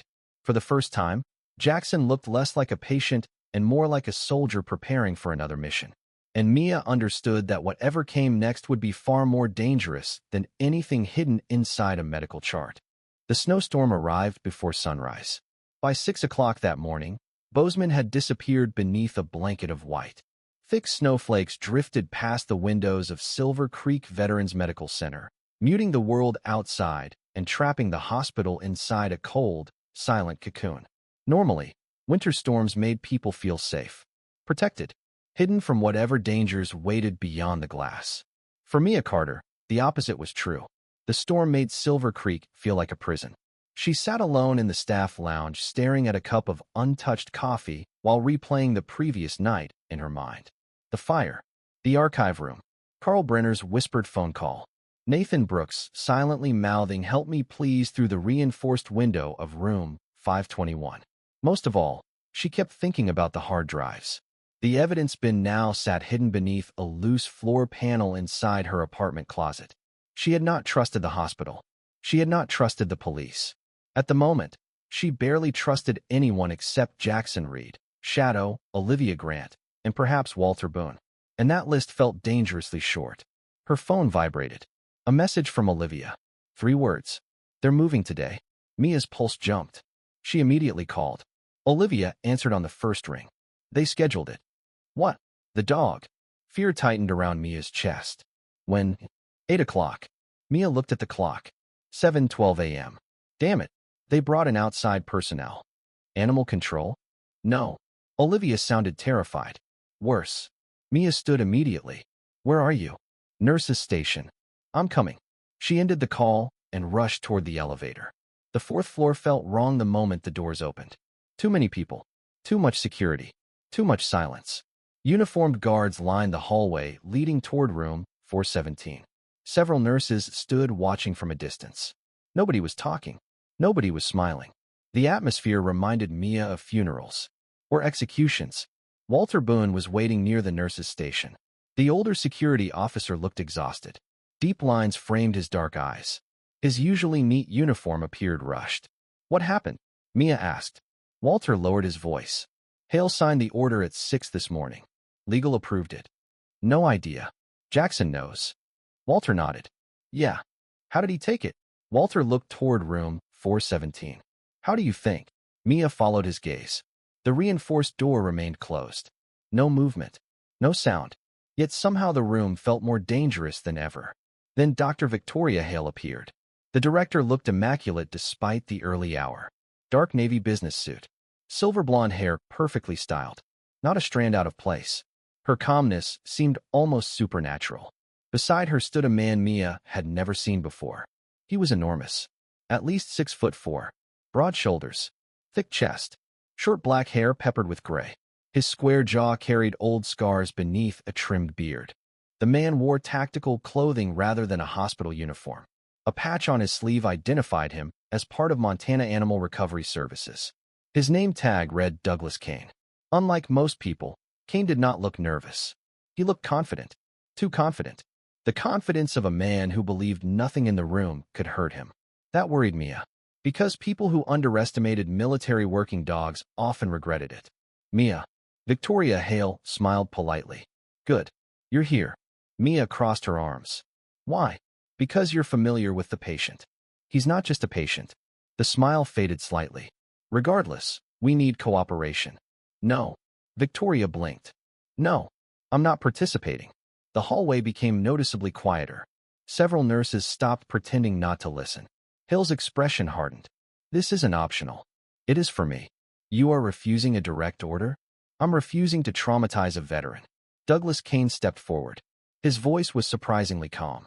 "We're not here to hurt anybody." Mia looked him directly in the eyes. "Have you ever worked with retired military working dogs?" "Yes." "Combat dogs?" "No." "Special operations dogs?" Kane hesitated. "No." "Then you're not qualified." The giant man frowned. Walter quietly looked away to hide a smile. Victoria Hale, however, was no longer smiling. "We've had enough of this." She turned toward security. "Proceed." A heavy silence followed. Then the electronic lock clicked. Room 417 opened. The reaction was immediate. Shadow exploded into motion. Not toward the hallway. Toward Jackson. The Belgian Malinois positioned himself directly between his handler and the approaching personnel. Every muscle tightened. Every hair rose. His growl rolled through the corridor like distant thunder. Inside the room, Jackson stood beside the bed. He wore jeans and a faded black t-shirt rather than hospital clothing. His beard looked rougher than usual. His eyes looked colder, more distant, more dangerous. Mia recognized the expression instantly. Combat mindset. Not aggression. Preparation. The difference mattered. Unfortunately, almost nobody else understood it. Douglas Kane stepped forward carrying a control leash. "Big mistake." Shadow's growl deepened. Jackson didn't move. Didn't speak. Didn't blink.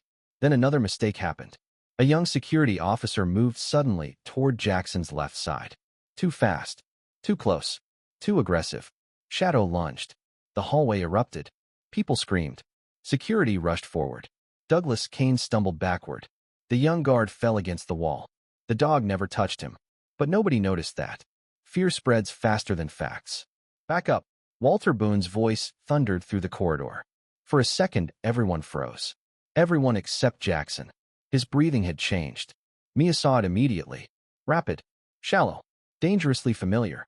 Jackson wasn't looking at the hallway anymore. He was looking through it. Past it. Into something only he could see. Oh no. Mia felt ice crawl down her spine. Combat flashback. Jackson's eyes tracked invisible threats. His shoulders tightened. His hands flexed. The scars along his neck seemed to stand out more clearly. Shadow sensed it too. The dog immediately shifted attention from security to Jackson. Protective mode. Not attack mode. Protective mode. But nobody understood the difference. One of the younger guards reached for a taser. Everything slowed. Mia saw it happen. Saw the officer's hand move. Saw the yellow device emerge. Saw Walter shout. Saw Victoria Hale step backward. Saw Shadow turn toward the threat. And suddenly she knew exactly how this ended if nobody intervened. Blood. Lots of blood. Maybe death. Maybe multiple deaths. Mia moved before fear could stop her. She stepped directly into the middle of the hallway. Between Shadow. Between Jackson. Between security. Between the taser. No. Her voice cracked like a gunshot. The officer froze. Every eye turned toward her, including Jackson's. But he wasn't seeing Mia. Not really. His eyes looked lost. Haunted. Trapped somewhere else. Mia had seen that look before. Combat veterans. Disaster survivors. Trauma victims. People whose minds had been hijacked by memories. She walked forward slowly, ignoring the screams, ignoring the guards, ignoring the dog, ignoring her own terror. Jackson. No response. Another step. Jackson read. Nothing. His eyes remained fixed somewhere far away. Mia's heart pounded harder. She was running out of time. Then she remembered something. Something her father once told her. When soldiers disappear into memories, bring them home with facts. Not emotions. Facts. Jackson. Another step. You're in Bozeman, Montana. Nothing. Silver Creek Veterans Medical Center. His eyes flickered. Barely. But enough. Mia continued. It's Wednesday morning. Another flicker. There's snow outside. His breathing changed slightly. Shadow is safe. The dog's ears twitched. Nobody is shooting. Another pause. Nobody is dying. Jackson blinked. Once. Twice. The first real blink since the flashback started. Mia kept moving. Slow. Steady. Deliberate.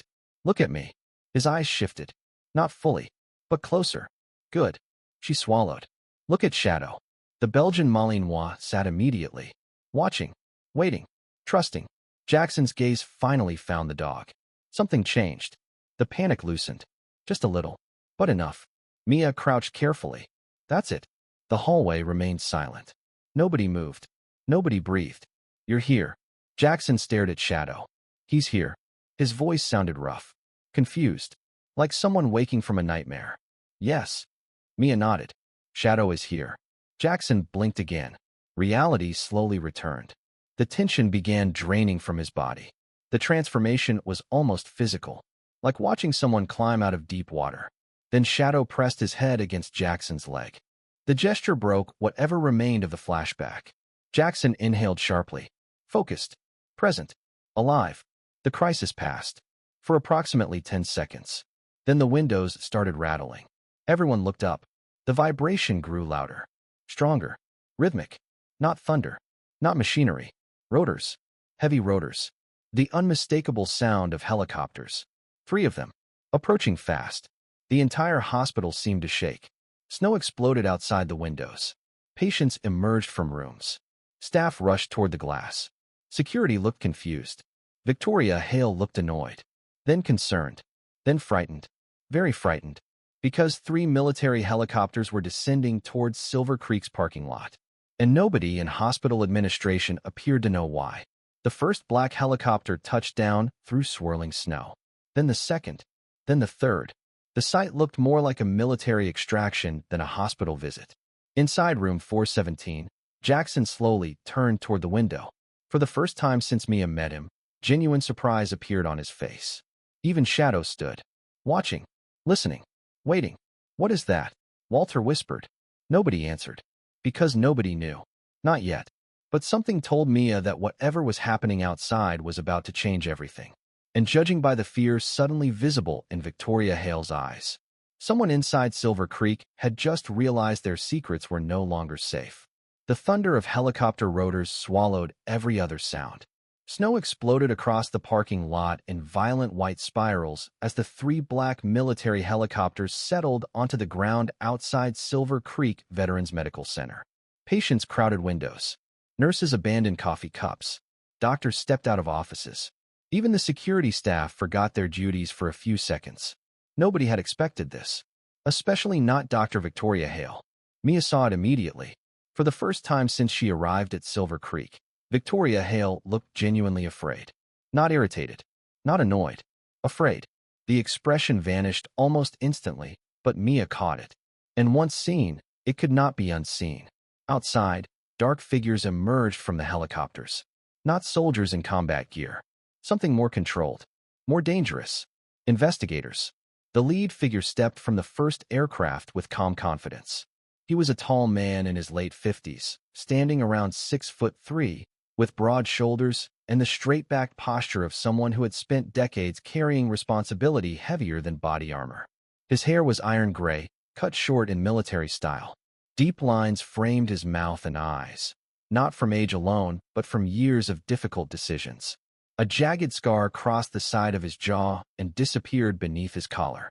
Even from the fourth-floor window, he radiated authority, the kind that did not need to announce itself, the kind that expected obedience because it had earned it. Beside him walked a younger woman carrying a black case. She appeared to be in her early 40s, athletic, with dark olive skin, black hair pulled into a severe ponytail, and sharp brown eyes that never stopped moving. She wore no rank visible from the distance, but her confidence suggested she did not need one. Several other personnel followed behind them. Federal, military, government. Mia did not know exactly who they were, but they had not come for a routine visit. Jackson did. The moment he saw the older man, something changed in his expression. Shock, recognition, disbelief, then something else. Anger, pure anger. What is it? Mia asked quietly. Jackson's jaw tightened. I know him. Who? For several seconds he said nothing. Then, Brigadier General Nathan Walker. The name hit him like a punch. Shadow immediately rose to his feet. Alert, focused, watching the approaching helicopters through the window. Walter Boone stepped closer. You know a general? Jackson laughed once. The sound carried no humor. Unfortunately, outside, the military convoy entered the hospital. Inside, chaos followed. Phones rang. Administrators rushed between offices. Victoria Hale disappeared toward the elevator with Carl Brenner close behind her.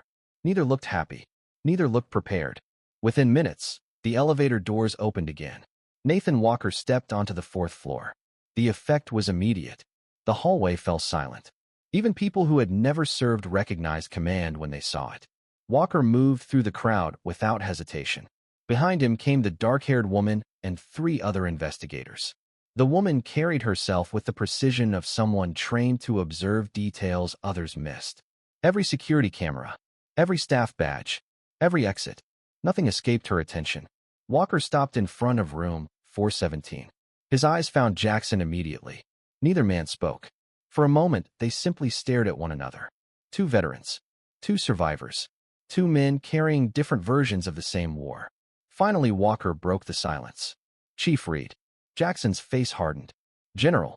The tension became physical. Everyone felt it. Nobody understood it. Nathan Walker nodded toward Shadow. Good to see he's still ugly. Shadow barked once. Several nurses jumped. Jackson looked down at the dog. For the first time all morning, the corner of his mouth moved. Barely, but it moved. Walker turned toward Victoria Hale. The general's expression became cold. Who authorized separation procedures? No greeting. No introduction. Straight to the target. Victoria lifted her chin. As director of psychiatric services, I acted according to. Who authorized it? The interruption landed like a hammer. Victoria hesitated. Bad move. I did. Walker stared at her. The silence stretched. Then he slowly nodded. Interesting. The dark-haired woman stepped forward. She opened her black case and removed credentials. Special Agent Rebecca Hayes. Department of Defense Inspector General. The hallway seemed to stop breathing. A federal investigator. Inside the hospital. In person. Victoria's face lost color. Only a little. But enough. We received information regarding unauthorized actions involving a retired military working dog and a protected federal witness. Hayes' voice remained calm. Professional. Terrifying. Mia felt her pulse quicken. Protected witness? Jackson looked equally surprised. Walker turned toward him. You didn't know? It wasn't a question. Jackson shook his head slowly. No. Walker sighed. For the first time, he looked tired. Not old. Not weak. Tired. The exhaustion of a man carrying secrets too long. 3 months ago, Walker said quietly, an investigation was opened involving misuse of federal veteran care funds across multiple facilities. Nobody moved. Nobody spoke. Even Victoria remained silent. Walker continued. During that investigation, evidence surfaced involving false diagnoses, illegal transfers, missing patients, fraudulent billing, and witness intimidation. Mia felt cold. Olivia's documents. Nathan Brooks. The missing veterans. Everything connected. The investigation identified several potential witnesses. Walker looked directly at Jackson. You were one of them. Jackson frowned. How? Because the incident at Bridger Housing wasn't random. Mia stared. Walker continued. The gas leak was real. We know that. No. The general's voice hardened. You know part of it. Rebecca Hayes opened a folder. Inside were photographs, documents, reports, evidence. The furnace malfunction wasn't accidental. The hallway erupted. Questions, whispers, confusion. Walker ignored all of it. The leak occurred in a building housing veterans scheduled for transfer into specific medical programs. Mia suddenly understood. Her stomach dropped. They were targeting residents. Hayes nodded. We believe someone was attempting to create medical emergencies. Silence returned, heavier than before. Jackson stared at the floor. His breathing changed. Not panic. Rage. Cold rage. Shadow detected it. Walker nodded. Yes. Jackson looked at the dog. Shadow sat beside him, unaware he had just become the center of a federal investigation. He saved them. He did. Walker's voice softened. And that created problems for people who needed those residents transferred. Nobody spoke, because nobody wanted to ask the next question. Walker asked it himself. How many people inside this hospital knew? His eyes settled on Victoria Hale. The director finally found her voice. This is absurd. Walker ignored her. Hayes didn't. Actually, Dr. Hale, what's absurd is the number of records that disappeared from your servers. Victoria froze. Tiny reaction. Almost invisible. Rebecca Hayes saw it. So did Mia. The investigator smiled. Not kindly. Interesting. Hayes handed a tablet to another investigator.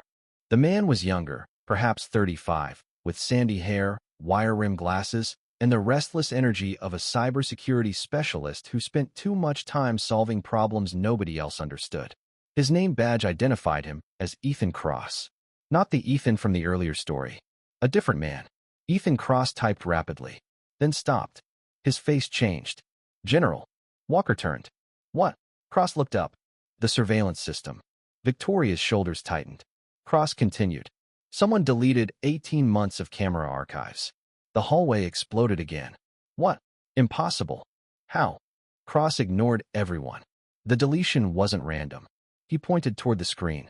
It was systematic. Mia watched Victoria. Watched Carl Brenner. Watched both of them realize the investigation had just become much worse. Cross kept talking. Every camera covering patient transfer routes. Click. Deleted. Every camera covering basement archive access. Click. Deleted. Every camera near room 521. Click. Deleted. Nathan Brooks. Mia's blood ran cold. Walker slowly turned toward Victoria. The general's face contained no anger. That frightened Mia more. Anger could be negotiated. This was judgment. What is room 521? Nobody answered. Walker looked at Carl. Carl looked at Victoria. Victoria looked at the floor. Wrong answer. Very wrong answer. Rebecca Hayes immediately noticed. So there is a room 521. Victoria said nothing. Walker turned toward two military police officers standing behind him. Secure the floor. Everything happened at once. The officers moved. Security personnel stepped aside. Elevators were locked down. Stairwells secured. Panic spread through administration. Carl Brenner suddenly made a decision. A terrible decision. He ran. The giant maintenance supervisor spun toward the stairwell and sprinted. Several people shouted. Too late. Carl hit the emergency exit door. The door flew open. Then a black shape shot past everyone. Shadow. The Belgian Malinois moved like a missile. Years disappeared from his body. Training took over. Instinct. Purpose. Duty. Carl made it halfway down the stairs. Shadow caught him. Not savagely. Professionally. The dog hit Carl's arm and drove him into the wall. Carl screamed. The sound echoed through the stairwell. Military police arrived seconds later. The struggle ended immediately. Shadow backed away the instant Jackson gave a hand signal. Perfect discipline. Perfect control. Walter Boone stared. So that's why he's terrifying. Yes, Jackson said quietly. Nathan Walker watched Shadow return to Jackson's side. The general shook his head. He just saved us 3 hours. For the first time all day, laughter appeared. Small. Nervous. But real. The crisis was not over. Not even close. But something had changed. The people hiding the truth were losing control. Fast. Walker stepped beside Jackson. "You're leaving?" Jackson looked surprised. "What? Today? I'm not a prisoner." "No." Walker nodded. "You're a witness." Jackson glanced at Mia. Then Shadow. Then the investigators. "What about Nathan Brooks?" Walker exchanged a look with Rebecca Hayes. "We're getting him too." "And the others?" Hayes answered. "We intend to find every single one." The promise sounded real. For the first time in weeks, maybe months, Jackson looked like a man seeing hope. Not much. Just enough. Outside, the storm continued, covering Bozeman in white. Inside Silver Creek Veterans Medical Center, another storm had begun. One built from evidence, witnesses, investigators, and truths that could no longer stay buried. As military police escorted Carl Brenner away and federal teams moved toward room 521, Mia watched Nathan Walker lead Jackson and Shadow toward the elevators. Before entering, Jackson stopped. He turned back toward her. For a moment, neither spoke. Then he nodded once. Simple. Military. Meaningful. "Thank you." Mia nodded back. The elevator doors closed. Shadow disappeared behind them. And somewhere deeper inside the hospital, federal investigators had just opened the first door leading toward a conspiracy far larger than anyone had imagined. The chapter ended as Rebecca Hayes stood in front of a secured server room and stared at a blinking monitor displaying one chilling message. Remote data purge in progress. Someone outside the hospital had just realized Silver Creek was falling, and they were trying desperately to erase everything before investigators could reach it. The first threat arrived at 2:17 in the morning. Mia Carter was sitting at the small kitchen table in her apartment above the bakery when her phone vibrated beside a half-finished cup of coffee. Snow still covered Bozeman, and the storm outside had settled into a quiet whisper against the windows. The city looked peaceful, the kind of peaceful that made people forget danger could exist behind locked doors. Mia picked up her phone. Unknown number. The message contained only 6 words. "Stop asking questions, or you'll disappear." No signature. No explanation. No mistake about the meaning. Mia stared at the screen for several seconds. Then another message arrived. "This is your only warning." A cold feeling settled deep inside her chest. Not panic. Not yet. Something worse. Confirmation. Everything she had uncovered inside Silver Creek was real. People did not threaten strangers over misunderstandings. People threatened witnesses. She took screenshots immediately, then forwarded them to Rebecca Hayes. 30 seconds later, her phone rang. "Mia." Rebecca Hayes sounded fully awake despite the hour. The federal investigator's voice remained calm, steady, controlled. "Do not delete anything." "I wasn't planning to." "Good. You think they're serious?" Rebecca paused. "Yes." The honesty surprised Mia. "So what happens now?" "Now you're officially a witness." Mia looked toward the dark window. "What exactly does that mean?" "It means somebody believes you can hurt them." The answer was not comforting. Not even slightly. 3 days had passed since the helicopters landed at Silver Creek. 3 days since Jackson Reed and Shadow had left under federal protection. 3 days since Carl Brenner had been arrested. And everything had become worse. Far worse. The federal investigation had expanded rapidly. FBI agents now occupied 2 entire floors inside the hospital. Department of Defense investigators moved through archived records. Financial specialists reviewed transactions dating back 7 years. Federal prosecutors were quietly being briefed. And Silver Creek's leadership was unraveling. Carl Brenner remained in custody. Victoria Hale remained employed. For now. But everyone knew the situation was changing. Fast. At 8 o'clock the following morning, Mia arrived at Silver Creek and immediately sensed something was wrong. The usual greetings were gone. Conversations stopped when she approached. People avoided eye contact. Some looked sympathetic. Others looked frightened. A few looked angry. Mia barely reached the nurse's station before Human Resources appeared. Leading the group was Patricia Dawson. Patricia was in her mid-50s, tall and thin, with sharply cut silver hair and narrow features that gave her the appearance of a retired judge. She dressed in immaculate business suits and carried herself with relentless professionalism. Staff often joked that Patricia could terminate an employee while making it sound like a favor. Today she looked uncomfortable, which immediately worried Mia. "Mia Carter?" "Yes." Patricia held a folder. "I need to speak with you."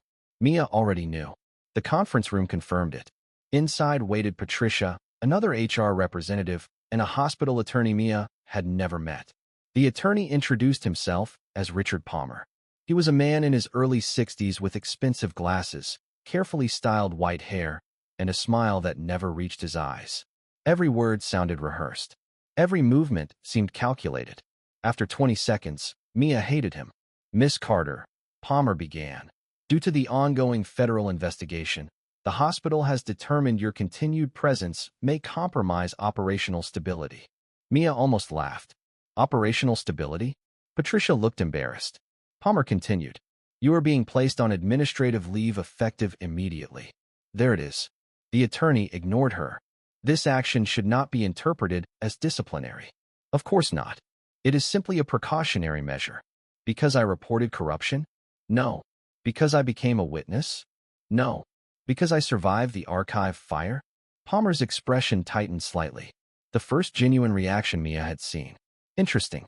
You are free to collect your belongings." Mia stood. "Fine." Patricia looked relieved. That bothered Mia. The woman looked like someone carrying guilt, not authority. As Mia reached the door, Palmer spoke again. "One more thing." She turned. "Federal investigators do not determine hospital policy." The warning was subtle, but not subtle enough. Mia smiled. "Neither do corrupt administrators." Then she walked out. The hallway felt different now. Not because she had been suspended, because she finally understood something. Silver Creek wasn't trying to protect itself anymore. It was trying to survive. And desperate organizations made dangerous decisions. By noon, the third threatening message arrived. "You should have taken the warning." The fourth came an hour later. "Ask yourself what happened to Rebecca Torres." Mia stopped walking. The message hit harder than the others. Rebecca Torres. The nurse Denise mentioned. The whistleblower. The woman whose career had been destroyed. Someone wanted Mia thinking about consequences. Someone wanted fear. Instead, she called Denise. The older nurse answered immediately. "You got messages too?" Silence. Then, "How did you know?" Mia closed her eyes. "Because this isn't just happening to me." Denise exhaled slowly. "No. What did they send?" "Told me my daughter should stay away from certain roads." Rage flashed through Mia. Not fear. Rage. The threats had expanded. Families. Children. The people behind this were becoming desperate. That afternoon, Rebecca Hayes introduced Mia to the attorney who would eventually become one of the most important people in the investigation. Rebecca Monroe arrived in Bozeman on a private charter flight. Mia immediately understood why people talked about her. Rebecca Monroe was impossible to ignore. 46 years old. Tall. Athletic. Sharp-featured. Dark brown skin. Intelligent hazel eyes. Black hair streaked with silver and cut just above her shoulders. Everything about her communicated competence. Not flashy competence. Dangerous competence. The kind developed by winning impossible cases. The kind powerful people feared. Rebecca Monroe had spent 20 years litigating federal fraud cases. She had helped expose corruption in military contracting programs, healthcare systems, and veterans organizations. Several billion-dollar settlements carried her fingerprints. 3 governors reportedly hated her, which immediately made Mia like her. The attorney entered the temporary FBI operations room and shook Mia's hand firmly. "You look tired." "So do you." Rebecca smiled. "Good. Good. I distrust lawyers who look rested." For the first time all week, Mia laughed. Rebecca studied her carefully, not judging, assessing, like a surgeon examining an injury. "You understand your life is about to become unpleasant." Mia nodded. "It already is." "No." Rebecca sat down. "It gets worse." The honesty was refreshing. Terrifying, but refreshing. Rebecca opened a legal pad. "Tell me everything." And Mia did. The archive fire. Carl Brenner. Nathan Brooks. The threats. The deleted records. Shadow. Jackson. Every detail. For nearly 3 hours. Rebecca listened without interrupting, occasionally making notes, occasionally asking precise questions. When Mia finished, the attorney leaned back. "What?" Rebecca tapped her pen thoughtfully. "This isn't a hospital fraud case anymore." Mia felt her stomach tighten. "What is it?" Rebecca's expression hardened. "Organized criminal conspiracy." The room became quiet. Rebecca continued. "Fraud alone doesn't generate witness intimidation." "No. No." The attorney folded her arms. "Fraud creates lawsuits." "What creates threats?" Rebecca looked directly at her. "People protecting something bigger. Those words stayed with Mia long after the meeting ended. That evening, another breakthrough arrived. FBI forensic accountants completed their first financial review. The results shocked everyone, even Rebecca Hayes, even Nathan Walker. Inside a secured conference room, investigators projected charts across a large screen. Dozens of names appeared: transfer facilities, medical contractors, consulting firms, billing services, insurance intermediaries. The web stretched across 3 states: Montana, Idaho, Wyoming, and at the center sat Silver Creek. Special Agent Daniel Mercer led the presentation. Mercer was an FBI financial crimes specialist in his early 50s, with thinning blonde hair, reading glasses, and the permanently exhausted appearance of a man who had spent 25 years staring at spreadsheets filled with lies. He wasn't charismatic. He wasn't intimidating. He was worse. He was thorough.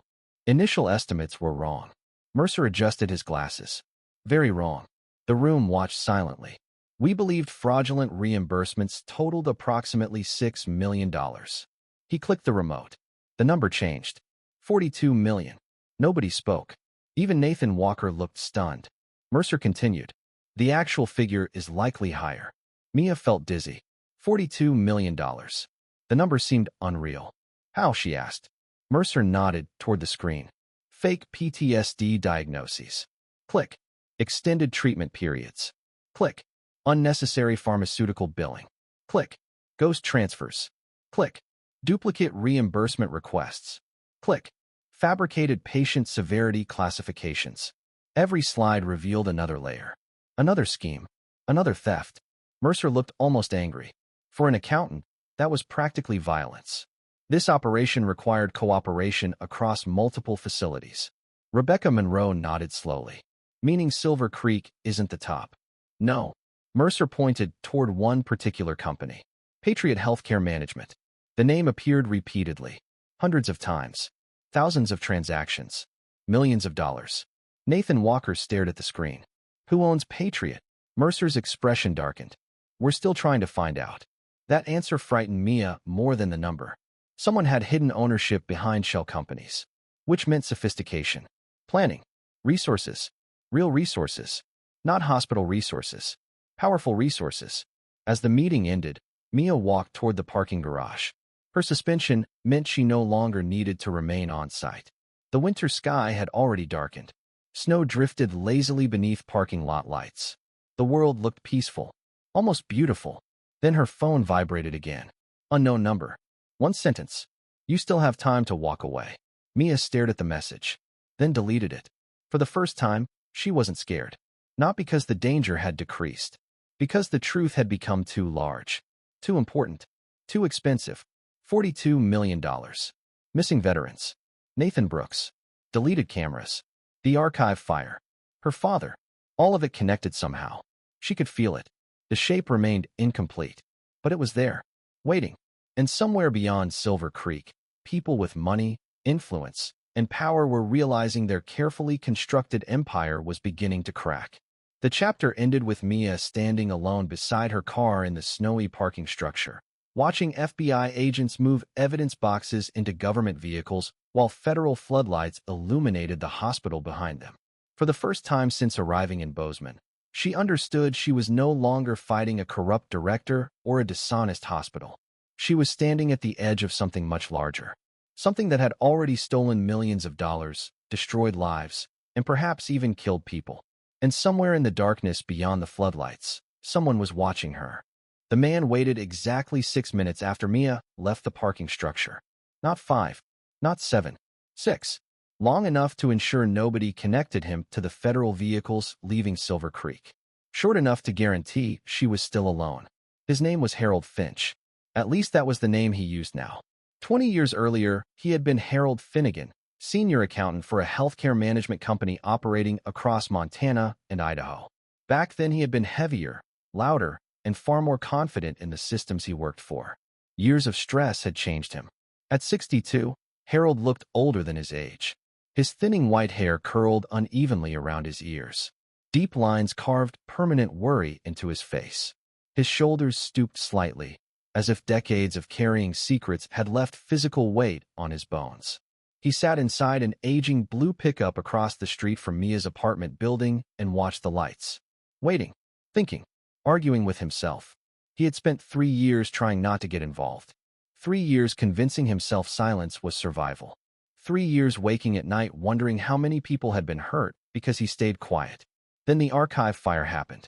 Then Carl Brenner was arrested. Then federal helicopters landed. And suddenly Harold realized something terrifying. The people he feared were no longer invincible. But they were still dangerous. His phone vibrated. Unknown number. He didn't answer. The phone rang again. And again. Harold finally powered it off. His hands were shaking. Not from age. From fear. The same fear that had followed him for years. The same fear that had convinced him to resign from Patriot Healthcare Management and disappear into a quiet life repairing bookkeeping systems for small businesses. Fear had kept him alive, but guilt had kept him awake. Tonight, guilt won. He reached into the passenger seat. A small flash drive sat inside a sealed plastic evidence bag. Harold stared at it for several seconds. $42 million. That was the number investigators had discovered. The real number was higher. Much higher. And this drive proved it. Meanwhile, 3 miles away, Mia sat inside her apartment reviewing FBI documents. Rebecca Monroe had insisted she stop working. Mia ignored her. Not entirely. Just enough. The attorney had already learned that telling Mia not to investigate was like telling a river not to move downhill. Some instructions simply violated nature. The apartment felt strangely quiet without hospital alarms, radios, or the constant movement of staff. Yet she couldn't relax. The threats continued. The questions multiplied. And Jackson Reed's final words before leaving Silver Creek kept repeating in her head. This is bigger than the hospital. He had been right. Every new piece of evidence confirmed it. Her phone rang. Unknown number. Again. Mia almost ignored it. Then answered. Hello. Silence. Breathing. Heavy breathing. A man finally spoke. You don't know me. His voice sounded old. Nervous. Tired. Who is this? You need to listen carefully. Mia sat upright. The fear in his voice sounded real. Not manufactured. Not threatening. Terrified. My name is Harold Finch. The name meant nothing. Yet, I worked for Patriot Healthcare Management. Everything changed. Mia grabbed a pen immediately. Where are you? Not safe. What do you know? A painful laugh escaped the man. Too much. Mia's pulse accelerated. Then tell me. You can't discuss this over the phone. Why? Because they're listening. The certainty in his voice chilled her. Not paranoia. Experience. The difference mattered. Harold gave her an address. A small church on the outskirts of Bozeman. Then he hung up. No goodbye. No explanation. Nothing. 20 minutes later, Rebecca Monroe nearly exploded. Absolutely not. Mia held the phone away from her ear. Rebecca. No. He worked for Patriot. I don't care. He has evidence. He might have a gun. He sounds terrified. Terrified people sometimes shoot first. Mia sighed. The attorney wasn't wrong. Rebecca Monroe had spent 20 years surviving dangerous cases precisely because she assumed the worst. What do we do? Rebecca thought for several seconds. Then, we meet him. Mia smiled. I thought so. With federal protection. Of course. And if I see one suspicious thing, you'll drag me away. Correct. The church sat alone beside a snow-covered county road. Small. White. Weathered. The kind of place people drove past without noticing. 3 federal vehicles waited nearby. Their lights remained off. Rebecca Monroe arrived first. Special Agent Rebecca Hayes arrived second. Mia arrived third. Harold Finch almost didn't arrive at all. He parked 200 yards away, stayed inside his truck for nearly 5 minutes, then finally stepped out. The man looked exactly how guilt should look. Exhausted, worn down, haunted. Rebecca Monroe watched him carefully. What happened to you? Harold laughed bitterly. Conscience. The 4 entered the church together. No priest. No congregation. Just silence. And secrets. Harold placed the flash drive on a wooden pew. Nobody touched it immediately. What's on it? Rebecca Hayes asked.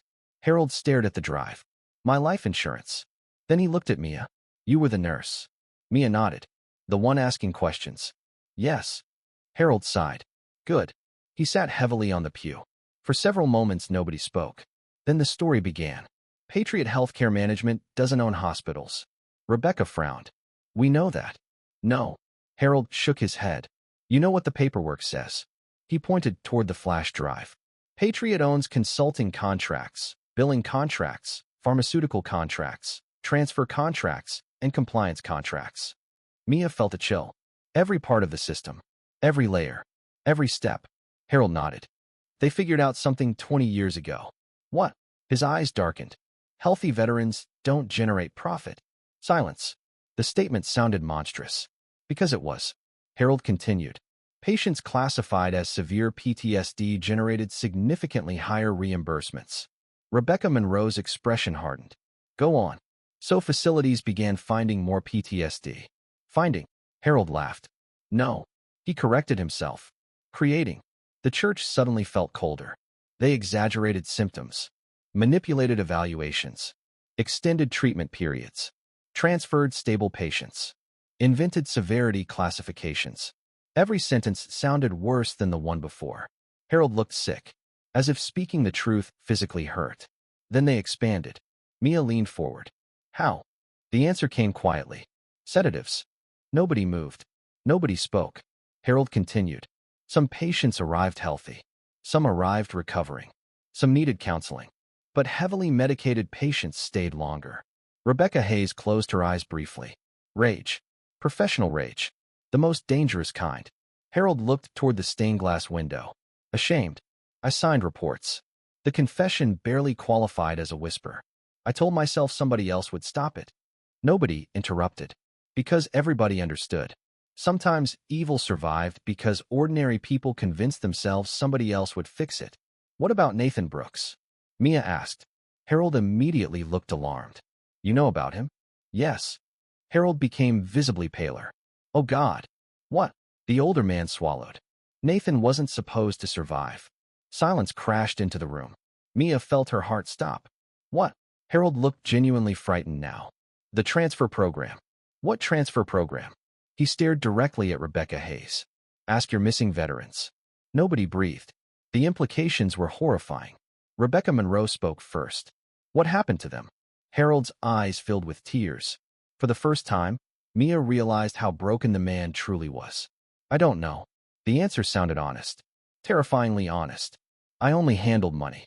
But money tells stories. He pointed toward the flash drive. Follow the transfers. Follow the shell companies. Follow the consulting contracts. Follow the reimbursements. His voice shook. You'll find them. Then the church door exploded inward. Glass shattered. Wood cracked. Everyone jumped. A masked man appeared holding a handgun. For one frozen second, nobody moved. Then everything happened simultaneously. The shooter fired. The bullet shattered a pew. Rebecca Hayes tackled Mia. Federal agents drew weapons. Harold screamed. The gunman fired again and ran. The attack lasted less than 5 seconds. But 5 seconds was enough. When silence returned, Harold Finch lay on the floor. Blood spread beneath him. Mia's training immediately took over. She rushed forward. No, no, no, no. The bullet had entered his lower abdomen. Bad, but survivable. If treated quickly. Harold grabbed her wrist. His fingers trembled. You have to save your strength. You have to find. His breathing became ragged. The ledger. What ledger? Harold coughed blood. The real ledger. Mia leaned closer. Where? Harold's eyes struggled to focus. Then he whispered 4 words. Locker 97. What locker? But it was too late. Harold lost consciousness. Sirens approached from the distance. Federal agents secured the area. Rebecca Monroe stood near the broken doorway, speaking rapidly into a satellite phone. Rebecca Hayes looked furious enough to start a war. The shooter had escaped. But the message was clear. Someone had just attempted murder. Not intimidation. Not threats. Murder. Hours later, Harold survived emergency surgery. Barely. Federal protection surrounded him. The flash drive reached FBI forensic teams. And the investigation exploded. Inside the drive, investigators discovered financial records extending far beyond Montana. Far beyond Idaho. Far beyond Wyoming. 7 states. Hundreds of facilities. Millions of transactions. The corruption wasn't regional. It was national. That evening, exhausted and emotionally drained, Mia finally drove home. Rebecca insisted on an FBI escort. 2 unmarked vehicles followed at a distance. Snow drifted across Interstate 90 beneath a dark Montana sky.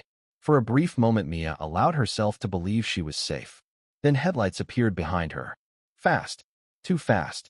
A black pickup truck. The vehicle closed the distance aggressively. Mia glanced into the mirror. Something felt wrong. Very wrong. The truck accelerated. Closer. Closer. Then it slammed into her rear bumper. The impact felt like an explosion. Her car spun. Ice covered the road. Tires lost grip instantly. Everything became motion. Glass. Metal. Snow. Darkness. The world rolled sideways. Mia heard herself scream. Then silence. Absolute silence. The Honda finally stopped upside down in a drainage ditch beside the highway. Pain shot through her shoulder. Blood ran down her forehead. Steam rose from the ruined engine. For several seconds, she couldn't move. Couldn't think. Couldn't breathe. Then another realization arrived.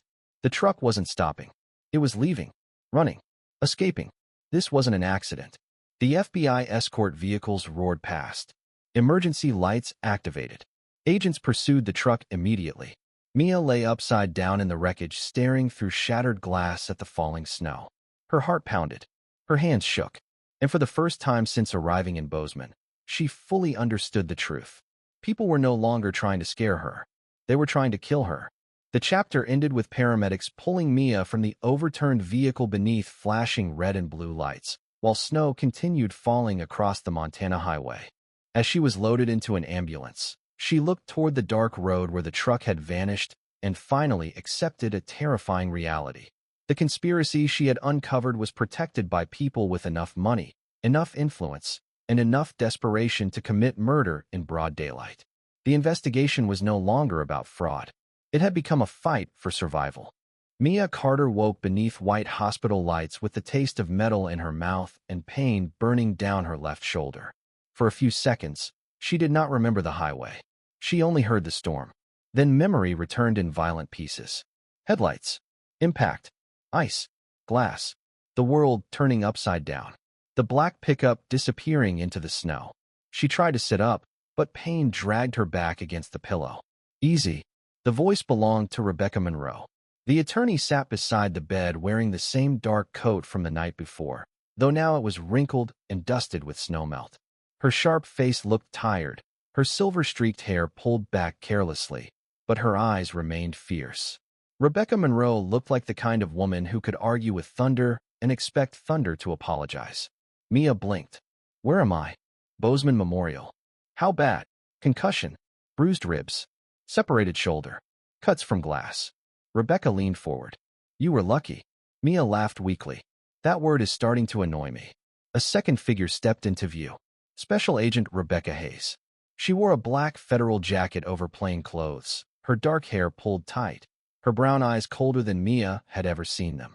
Hayes was not a woman who showed much emotion, but rage had carved itself into her stillness. We found the truck. Mia's breath caught.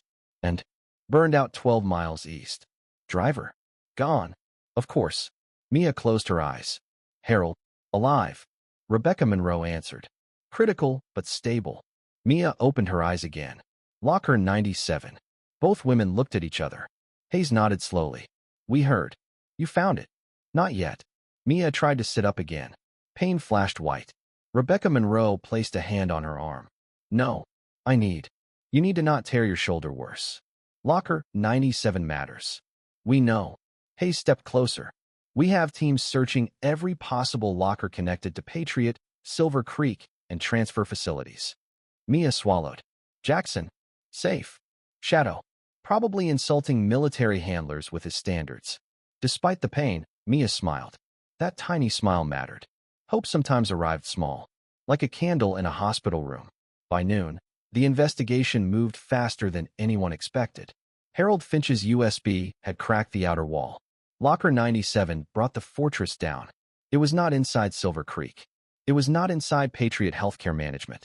It was inside an old Greyhound bus station in Butte, Montana, inside a row of private storage lockers long forgotten by ordinary travelers, but still rented through a shell company tied to Harold's former employer.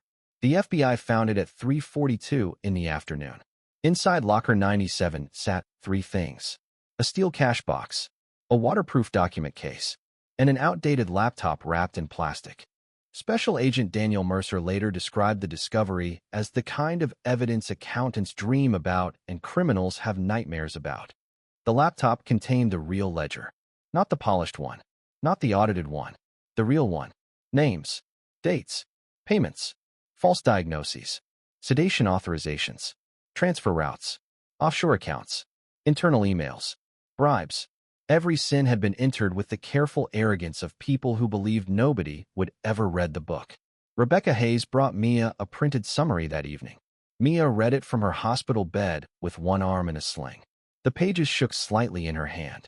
Not from weakness. From fury. 73 veterans flagged for review.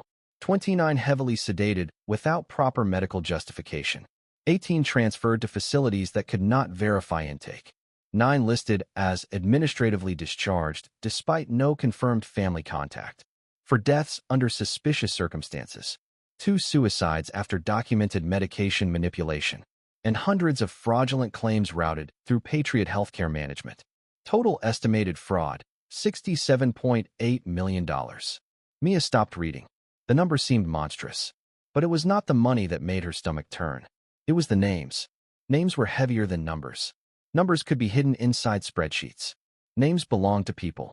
Fathers, mothers, sons, daughters, soldiers, mechanics, truck drivers, medics, men and women who had already given pieces of themselves to their country, only to come home and be fed into a machine that discovered suffering could be profitable. Mia thought of her father. Thomas Carter had always said monsters did not always arrive with claws. Sometimes they arrived with clipboards. He had been right. 2 days later, the final federal report was released nationwide. It did not arrive quietly. It hit America like a church bell rung in the middle of a storm. Every major news network carried it.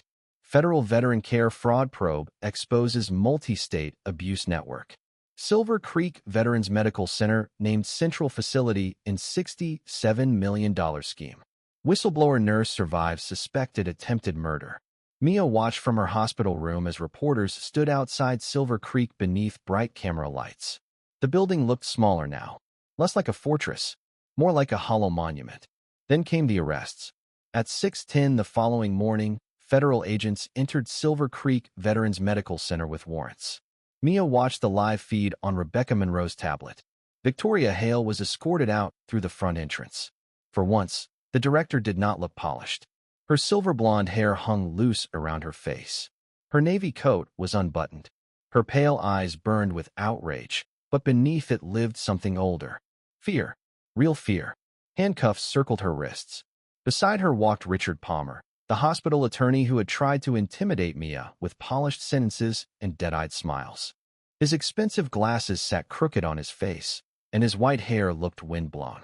He had the expression of a man discovering that words could not cross-examine evidence. Patricia Dawson was not arrested that morning. Instead, she stood near the entrance crying into her hands while federal agents seized HR records.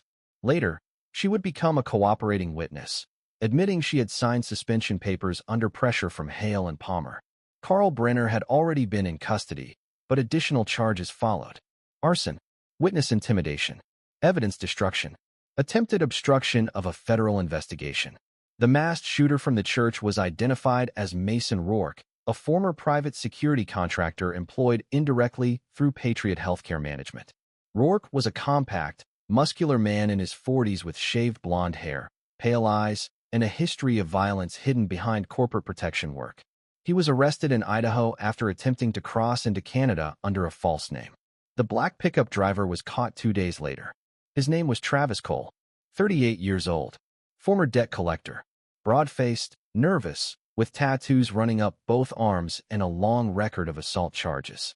Under interrogation, Travis admitted he had been paid through a shell company to scare the nurse. He claimed nobody told him to kill Mia. Nobody believed him. By then, Silver Creek's board had collapsed. Federal authorities suspended its veteran care certification immediately. The hospital was placed under emergency government oversight. A temporary medical administrator arrived from Washington. Her name was Dr. Elaine Porter. She was 61, short, sturdy, with warm brown eyes, steel gray hair braided down her back, and a voice that could soothe a frightened patient or terrify a careless doctor depending on what justice required. Dr. Porter had spent 35 years reforming failing veteran hospitals. She did not speak in slogans. She spoke in instructions. Her first order was simple. No patient gets moved without independent review. Her second was better. Find every veteran they buried in paperwork. That order changed everything. Investigators reopened files. Families were contacted. Transfer records were cross-checked. Medication logs were reviewed line by line. Within 3 weeks, more than 70 veterans were identified as possible victims of improper treatment, false diagnosis, forced sedation, fraudulent billing, or wrongful transfer. Some were still alive in other facilities. Some had returned home broken and ashamed, believing their suffering was their own failure. Some had disappeared into homelessness. Some had died. The living began to return, one by one. A former Marine named Anthony Vega was found in a shelter in Spokane. He was 45, broad-shouldered but thin from hardship, with black hair, a trimmed beard, and a quiet voice that cracked when an investigator told him his diagnosis had been altered. He had spent months believing he was dangerous because Silver Creek's records said so. A retired Army nurse named Helen Marsh was discovered in a long-term care facility in Idaho Falls. She was 70, silver-haired, sharp-tongued, and furious enough to frighten 2 young FBI agents into finding her reading glasses before she would answer questions. Her PTSD severity score had been forged to justify extended treatment billing. A former Air Force mechanic named Paul Sutter, 59, heavy-set and gentle-eyed, had been sedated so heavily he remembered almost nothing from 6 months of treatment. When told the records were being reviewed, he cried without sound. Mia read every update Rebecca Hayes brought her. Each name felt like another door opening. Each rescue felt like a candle lit in a long tunnel. But not every story ended well. That was the cruelty of truth. It healed some wounds. It exposed others too late. Nathan Brooks was rescued from room 521 during the first federal sweep. Mia did not see the rescue, but Hayes told her about it. Nathan had walked out slowly, leaning on a cane, his gray beard untrimmed, his thin frame weakened by weeks of controlled medication and isolation. He was 64 years old, with intelligent blue eyes, a scholar's hands, and the dry humor of a man who had survived bureaucrats by learning to weaponize patience. His first words to federal agents were, "I assume this means my complaint finally reached the correct department." Even Rebecca Hayes had smiled at that. Nathan confirmed what Harold Finch had suggested. He had been investigating Patriot Healthcare Management independently for nearly a year. When he tried to deliver evidence to federal contacts, he was intercepted, declared medically unstable after a staged wellness check, and placed inside Silver Creek under a false administrative hold. They had hidden him in plain sight, like a book placed on the wrong shelf. Mia heard the news from her hospital bed and cried. Not loudly, not dramatically, just one hand over her face while grief and relief moved through her at the same time. For her father, for Jackson, for Shadow, for all the people whose names had almost become dust. On the 4th day after the report, Jackson Reed visited her. He entered the hospital room without ceremony. Shadow walked beside him in a new service harness marked Federal Protected Witness K9. The dog looked cleaner, stronger, and deeply unimpressed by the hospital floor polish. Jackson looked different too. Still lean, still scarred, still carrying storms behind his eyes. But his shoulders no longer curled inward like a man expecting betrayal from every doorway. He wore a dark jacket, jeans, and boots. His beard had been trimmed. His hair was still rough, but less neglected. Healing had not transformed him into someone new. It had simply allowed the man beneath the damage to breathe. Mia smiled. "You look terrible." Jackson looked at her sling, bruised face, and bandaged forehead. "You look like you fought a truck." "I won." "Truck disagrees." Shadow placed his head gently on the edge of Mia's bed. Mia rested her good hand on his neck. For once, Shadow did not merely tolerate the touch. He accepted it. Jackson watched quietly. "They cleared my record." Mia looked up. "Already. Preliminary. Full correction pending. But they confirmed the Bridger report. Confirmed Shadow's alert. Confirmed the forced hold was improper." His voice became rough. "They said I wasn't crazy." Mia's throat tightened. "You never were." Jackson looked away. For a long moment he said nothing. Then, "I needed someone else to say it." The silence that followed was gentle. Sacred, almost. The kind of silence that enters a room when something broken is not fixed, but finally seen. Jackson reached into his jacket and placed a folded paper on Mia's bedside table. What's that? Official commendation recommendation. For who? Jackson gave her a look. Not you. Shadow's ears lifted. Mia laughed, then winced from rib pain. Jackson almost smiled.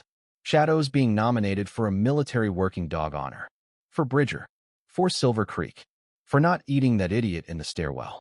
That was very restrained of him. He knows. Shadow huffed once, as if agreeing. Mia looked at the dog, then at Jackson. For the first time since the nightmare began, peace felt possible. Not guaranteed. Not easy. But possible. Outside the window, the Montana sky had cleared. Snow still covered the ground, but sunlight touched the mountains in pale gold. The chapter ended with Mia watching federal news coverage from her hospital bed while Jackson and Shadow sat beside her. Victoria Hale, Richard Palmer, Carl Brenner, Mason Rourke, Travis Cole, and multiple executives connected to Patriot Healthcare Management had been charged. Silver Creek's veteran care certification had been revoked. More than 70 veterans were under review for restored benefits, corrected records, and emergency support. The truth had finally broken open, not like lightning, but like dawn. Slow, bright, and impossible to stop. 1 year later, the morning sun rose over Bozeman, Montana, bathing the mountains in gold. The snow had long disappeared from the valleys. Wildflowers covered the hills. The air smelled of pine trees, fresh grass, and the promise of new beginnings.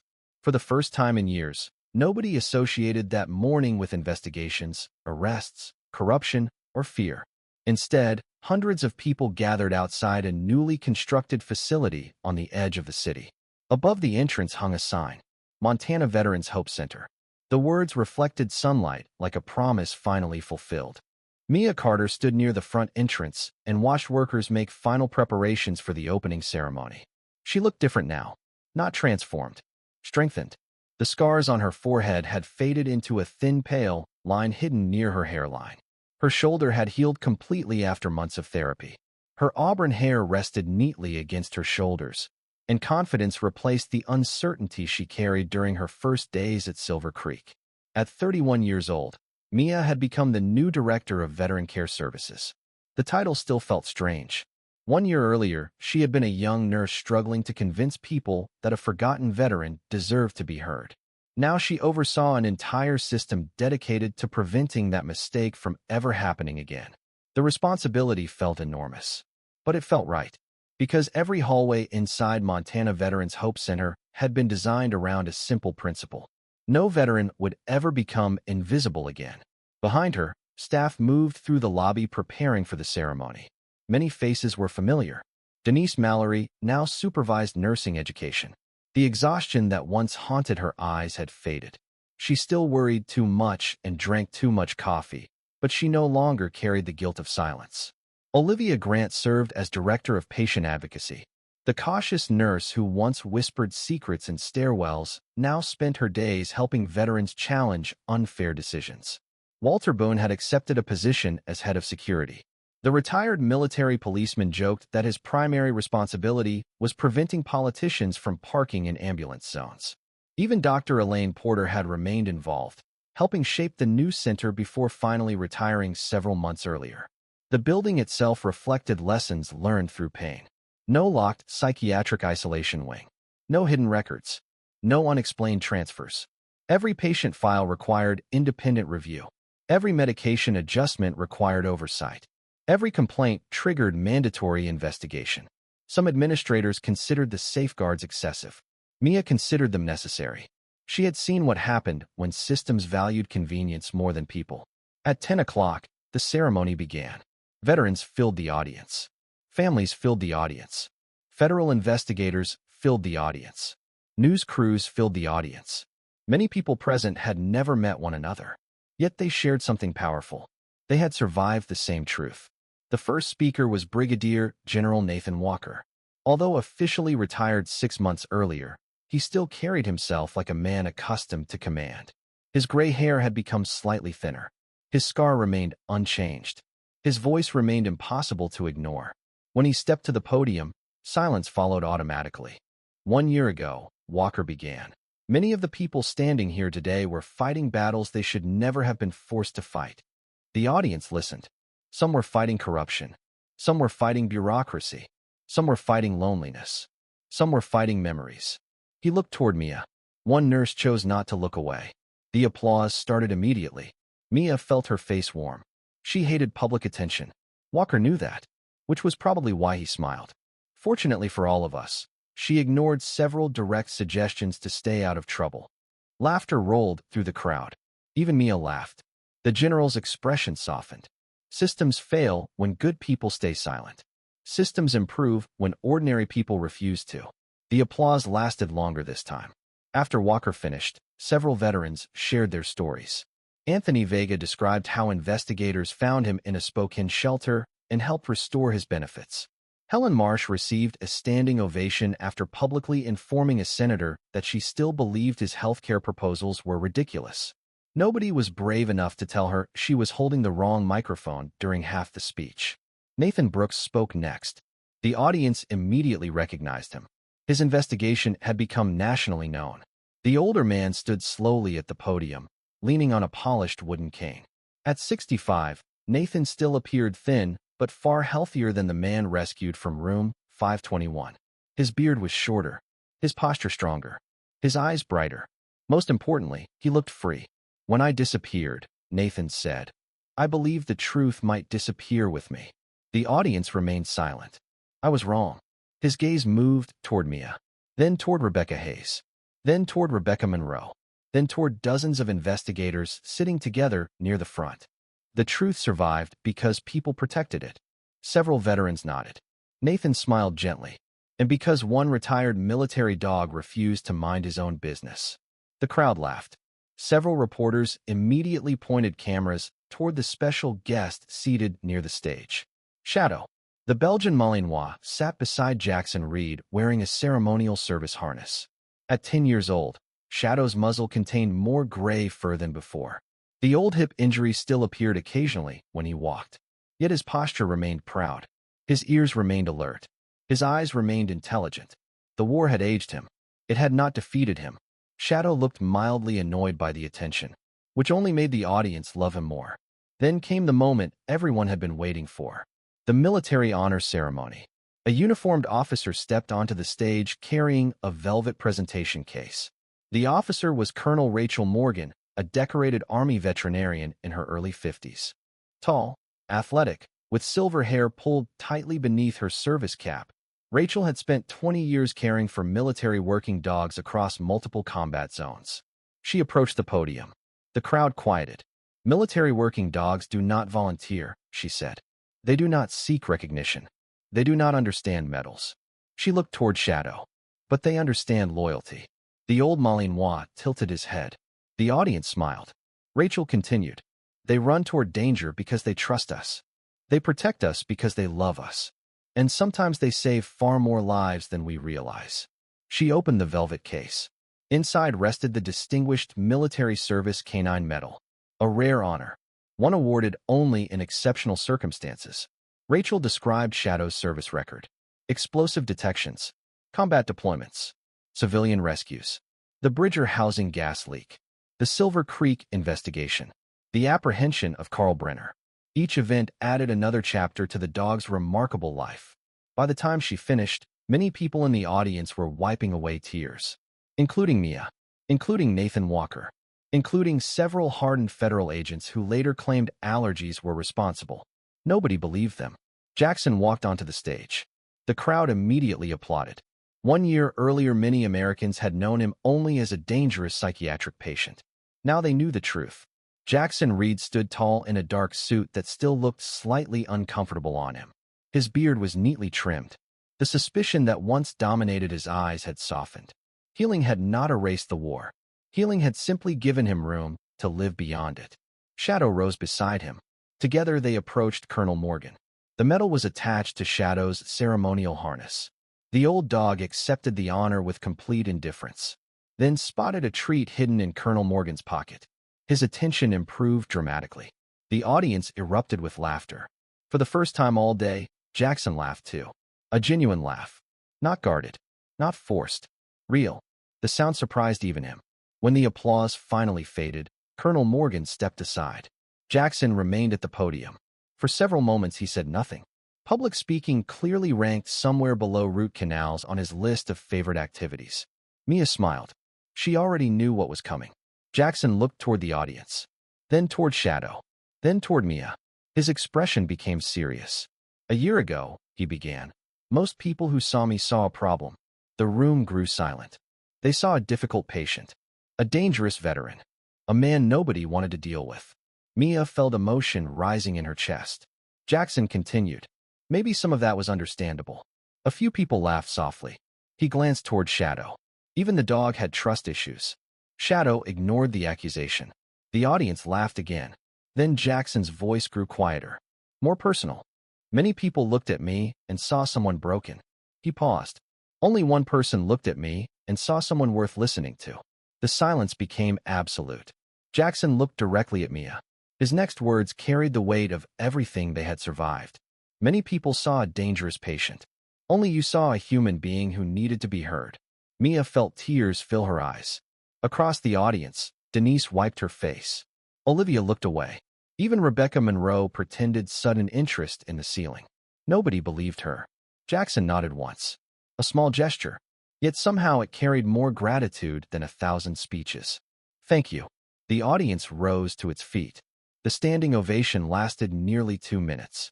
After the ceremony ended, people slowly gathered outside beneath the warm Montana afternoon. Families took photographs. Veterans shared stories. Children played in the grass. For the first time in a long time, nobody seemed afraid. Mia eventually found herself standing alone near the edge of the property. The mountains stretched across the horizon. Beautiful, timeless, peaceful. Footsteps approached. Jackson. Shadow walked beside him. The old dog immediately sat near Mia, claiming his preferred position. As always, neither human spoke immediately. Some silences deserved respect. Finally, Jackson looked toward the mountains. "You know what? I almost left that hospital the first week." Mia smiled. "You mean escaped?" "Details." She laughed. Jackson shook his head. "If I had left, none of this happens." "Maybe." "No." He looked at her. "It doesn't." Mia considered that. Perhaps he was right. Perhaps thousands of decisions had aligned perfectly. A nurse refusing to look away. A dog refusing to ignore danger. An investigator refusing to quit. A witness refusing to stay silent. A truth refusing to remain buried. Shadow rested his head against Jackson's leg. The old soldier scratched behind the dog's ears. Something peaceful settled over all three of them. Not happiness. Something deeper. Peace. The kind earned through suffering. The kind that cannot be purchased. The kind people spend years searching for. For the first time since the war, Jackson had found it. For the first time since losing her father, Mia had found it too. Sometimes God's greatest miracles do not arrive with thunder from heaven or signs written across the sky. Sometimes they arrive quietly, through ordinary people who choose courage when fear would be easier, truth when silence would be safer, and compassion when looking away would be more comfortable. Mia Carter never set out to expose a multi-million-dollar corruption network. Jackson Reed never expected to become the center of a federal investigation. Shadow never cared about medals, recognition, or praise. Yet through one nurse who refused to stop asking questions, one veteran who refused to surrender his dignity, and one loyal dog who never stopped protecting those around him, truth was brought into the light. Lives were restored. Justice reached people who had nearly lost hope. And a system built on silence was finally forced to change. That is often how God works in our lives. He does not always choose the most powerful person in the room. He does not always work through wealth, titles, or influence. Sometimes he works through ordinary men and women who simply decide to do the right thing when nobody is watching. A kind word, a courageous decision, a moment of compassion, or a refusal to stay silent can become the very thing God uses to change someone's life forever. Most of us will never uncover a national scandal or stand at the center of a federal investigation. But every day we face smaller choices that matter just as much. We can choose kindness instead of indifference. We can choose integrity instead of convenience. We can choose faith instead of fear. And often, those choices create miracles we may never fully see this side of heaven. If this story touched your heart, Please share where you're watching from in the comments and tell us which moment impacted you the most. We'd love to hear your thoughts and connect with you. Don't forget to like this video, share it with someone who may need encouragement today, and subscribe to the channel for more inspiring stories of faith, hope, courage, and redemption. May God bless you and your family. May He fill your home with peace, strengthen you through every challenge, guide your steps when the path seems uncertain, and remind you that He is always working behind the scenes even when you cannot yet see His plan. May His love surround you, His wisdom lead you, and His grace carry you through every season of life. Amen. Folded hands, red heart.